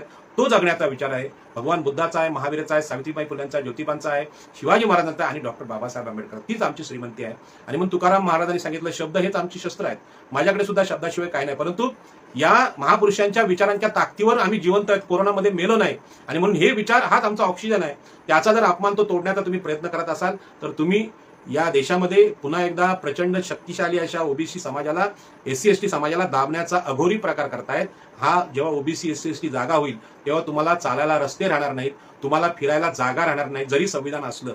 कारण संविधानाची सहनशीलता पण ठरलेली आहे. जेव्हा आमच्या जगण्या आम्हाला मारेपर्यंत तुम्ही गेलात, आमच्या महापुरुषांना संविधानाचा विचार तुम्ही बदलायला निघाला, त्यावर निश्चित त्याला प्रतिक्रिया मिळणार. आणि म्हणून याची काळजी भाजपच्या केंद्र सरकारने घ्यावं, महाराष्ट्राच्या राज्य सरकारने घ्यावं. तुमचे नेते असे चुकत असतील त्यांचं ब्रीफिंग करा. त्यानंतर त्यांचे काही क्लासेस घ्यायचे असेल तर अख्खी आंबेडकरी चळवळ आम्ही तुम्हाला पुस्तकं देतो. चैत्यभूमीवर हजारो कोटींच्या पुस्तकांची विक्री होती, त्याची काही पुस्तकं चंद्रकांत दादांनी वाचावी. भीक, दान आणि लोकवर्गणी या शब्दांचे अर्थ भाजपच्या अशा नेत्यांना येत नसतील तर माझी विनंती आहे, भाजपमध्ये काहीतरी शहाणे लोक असतील तर त्यांनी सांगायचं दादा तुम्ही आता घरी बसा. तुम्हाला वयोवृद्ध सुद्धा म्हणता येत नाही, राज्यपालांना वयोवृद्ध सुद्धा म्हणता येणार नाही. अशा प्रकारच्या चुका ते करतायत. प्रसाद लाड सारखे युवा नेते करतायत आणि बाकीचे ते द्विवेदी त्रिवेदी करतायत. सावरकरांची आणि छत्रपतींची तुलना करण्याचा प्रयत्न करतायत. अहो सावरकरांनी बहुजन समाजासाठी काय केलं? एखादं काम सांगा. एखादी झोपडी दिली, शाळा बांधली, काय मंदिर बांधलं? काही नाही. मग तुम्हीच डिक्लेअर करायचं लोकमान्य म्हणजे लोकमान्य टिळक. लोकमान्य आमच्या जमिनीच्या आंदोलनाला, त्यांनी खोतीविरोधी आंदोलनाला विरोध केला. हे लोकमान्य टिळक, ते लोकमान्य फक्त भटमान्य आहेत, ब्राह्मण मान्य आहेत. तुम्ही ह्या शब्दांच्या उपाध्या त्यांना देतात. कोणाला स्वातंत्र्य सेनानी करता, कोणाला स्वातंत्र्यवीर करता. आता आमच्याकडे शब्दांची गरिबी नाही, आमच्याकडे शब्द खूप आहेत. त्यामुळे तुमचे स्वातंत्र्यवीर काय कोणी असतील ते इथे या देशात चालणार नाहीत. संविधानाच्या जीवन मूल्यांसमोर ते टिकणार नाहीत. म्हणून मी आपली सगळ्यांची माफी मागत सांगतो की आमच्या हातून कोणाच्या कानाखाली आवाज निघेल इतकी वेळ ह्या लोकशाहीत येऊ देऊ नका. लोकशाही ही रक्ताचा एकही थेंब न सांडता क्रांतिकारी बदल घडवणारी यंत्रणा डॉक्टर बाबासाहेब आंबेडकरांनी आम्हाला दिली. ती भगवान बुद्धाच्या, भगवान महावीरांच्या अहिंसेतून दिलेली आहे. ती आमची रक्तातली, आमच्या शरीरातली अहिंसा अशीच कायम टिकून राहावी याची दक्षता सरकारने घ्यावी. आम्हाला हिंसक होण्याला आपण प्रवृत्त करू नका ही माझी दोन्ही हात जोडून गृहमंत्री अमित शहा, महाराष्ट्राचे गृहमंत्री देवेंद्र फडणवीस यांना विनंती आहे. आपण लोकांना गुन्हेगार करण्यासाठी प्रवृत्त करू नका. कायदा आणि सुव्यवस्था तुम्ही धोक्यात आणू नका. चंद्रकांत दादांनी कायदा आणि सुव्यवस्था धोक्यात आणलेला आहे. माझी विनंती आहे महाराष्ट्रातल्या सगळ्या लोकांना, ज्यांना शक्य आहे त्यांनी या चंद्रकांत दादांवर गुन्हे नोंदवावेत, नेटवरून पोलीस स्टेशनला अर्ज करावेत. मी आता मगाशी एक पुण्यातल्या आमच्या मित्राचा राहुल कोणीतरी आहेत आमचे माझी निवडणूक लढलेले खासदार आहेत, त्यांनी तो अर्ज केलेला आहे पोलीस स्टेशनला की यांच्यावर खरोखर गुन्हे नोंदवले पाहिजे. कारण लोकशाहीमध्ये अहिंसक कृती फक्त ही पोलीस स्टेशनवर गुन्हे नोंदवायची करू शकतो, जाहीर भाषण करू शकतो, कायदा हातात आपण घेऊ शकत नाही. पण माझी महाराष्ट्राचे गृहमंत्री देवेंद्र फडणवीस असतील किंवा अमित शहा असतील यांना विनंती आहे की राज्यपालांवर सुद्धा आपण गुन्हे नोंदवावेत आणि चंद्रकांत दादांवर गुन्हे नोंदवावेत. केवळ त्यांना त्या पदावरून हाकलणं ही शिक्षा नाही की महाराष्ट्राच्या 12 कोटी जनतेचा त्यांनी अपमान केलेला आहे. त्यांच्या हृदयातले जे सन्मानाची गोष्टी आहेत. आणि म्हणून भाजपवाले नेहमी राष्ट्रवादाच्या गोष्टी करतात. सीमेवर जो आमचा सैनिक पाकिस्तानबरोबर लढतो, गोळी छातीवर घेतो, त्या देशाचा स्वाभिमान आहे म्हणून लढतो तो. तसा आम्हाला सुद्धा देशाचा स्वाभिमान आहे. तो स्वाभिमान डॉक्टर बाबासाहेब आंबेडकरांमुळे आहे. भारतीय संविधानाचे राष्ट्रवादाचे पुरस्कर्ते म्हणजे बाबासाहेब आहेत. त्यांचा जर तुम्ही अपमान केला तर आम्हाला राग येणे नैसर्गिक आहे. म्हणजे अशा प्रकारचा लोकांना हे करायचं, विचलित करण्याचं काम जर सरकारकडून होत असेल तर नक्कीच सरकार दोषी आहे. सरकार विरुद्ध तर ते निवडून आलेले सरकार असल्यामुळे त्यांच्याविरुद्ध गुन्हा नोंदवता येत नाही. परंतु हे राज्यपाल आणि चंद्रकांतदादा पाटील यांच्यावर जरूर गुन्हे नोंदवले पाहिजेत. आणि सावरकर आणि शिवाजी महाराजांची तुलना त्या कोणी द्विवेदी किंवा त्रिवेदी ब्राह्मणांनी केलेली आहे, तो सुद्धा गुन्हेगार आहे. एकंदरीतच महाराष्ट्राची संस्कृती प्रबोधनाची आहे, प्रबोधनकार ठाकरेंची आहे. या सरकारने सुद्धा त्याचा विचार करावा. आणि मला खूप अपेक्षा होती जेव्हा छत्रपती शिवाजी महाराजांचा अपमान झाला त्यावेळी मराठा समाजाने मराठा क्रांती मोर्चे आरक्षणासाठी काढले. पण छत्रपती शिवाजी महाराजांसाठी असे मोर्चे का नाही निघाले हो? म्हणजे तुम्ही भाजपचे गुलाम झाले का? भाजपमध्ये मराठ्याला मुख्यमंत्री दिले, 13 मुख्यमंत्री मराठ्यांचे झाले. मग सत्तेसाठी तुम्ही शिवाजी महाराजांचा पण अपमान सहन करता का? यासाठी सत्ता पाहिजे का तुम्हाला? आणि म्हणून मराठा बांधवांना माझी विनंती आहे, तुम्ही जे स्वतःला सगळे इमेज तयार केली की आम्ही शूर मराठे वगैरे आहोत, आम्ही सगळे आगरी कोळी ओबीसी बघतोय, तर हे थांबलं पाहिजे. आणि थांबत नसेल तर इथला मागासवर्गीय, इथला ओबीसी, एससी, एसटी काय करायचं महाराजांसाठी आम्ही ठरवतो उद्यापासून. आणि आम्ही हे मुंबईत आणि मुंबईत कोकणात चालू देणार नाही एवढं जाहीर सांगतो आणि माझं बोलणं संपवतो. जय हिंद, जय भीम आणि नमो बुद्धाय.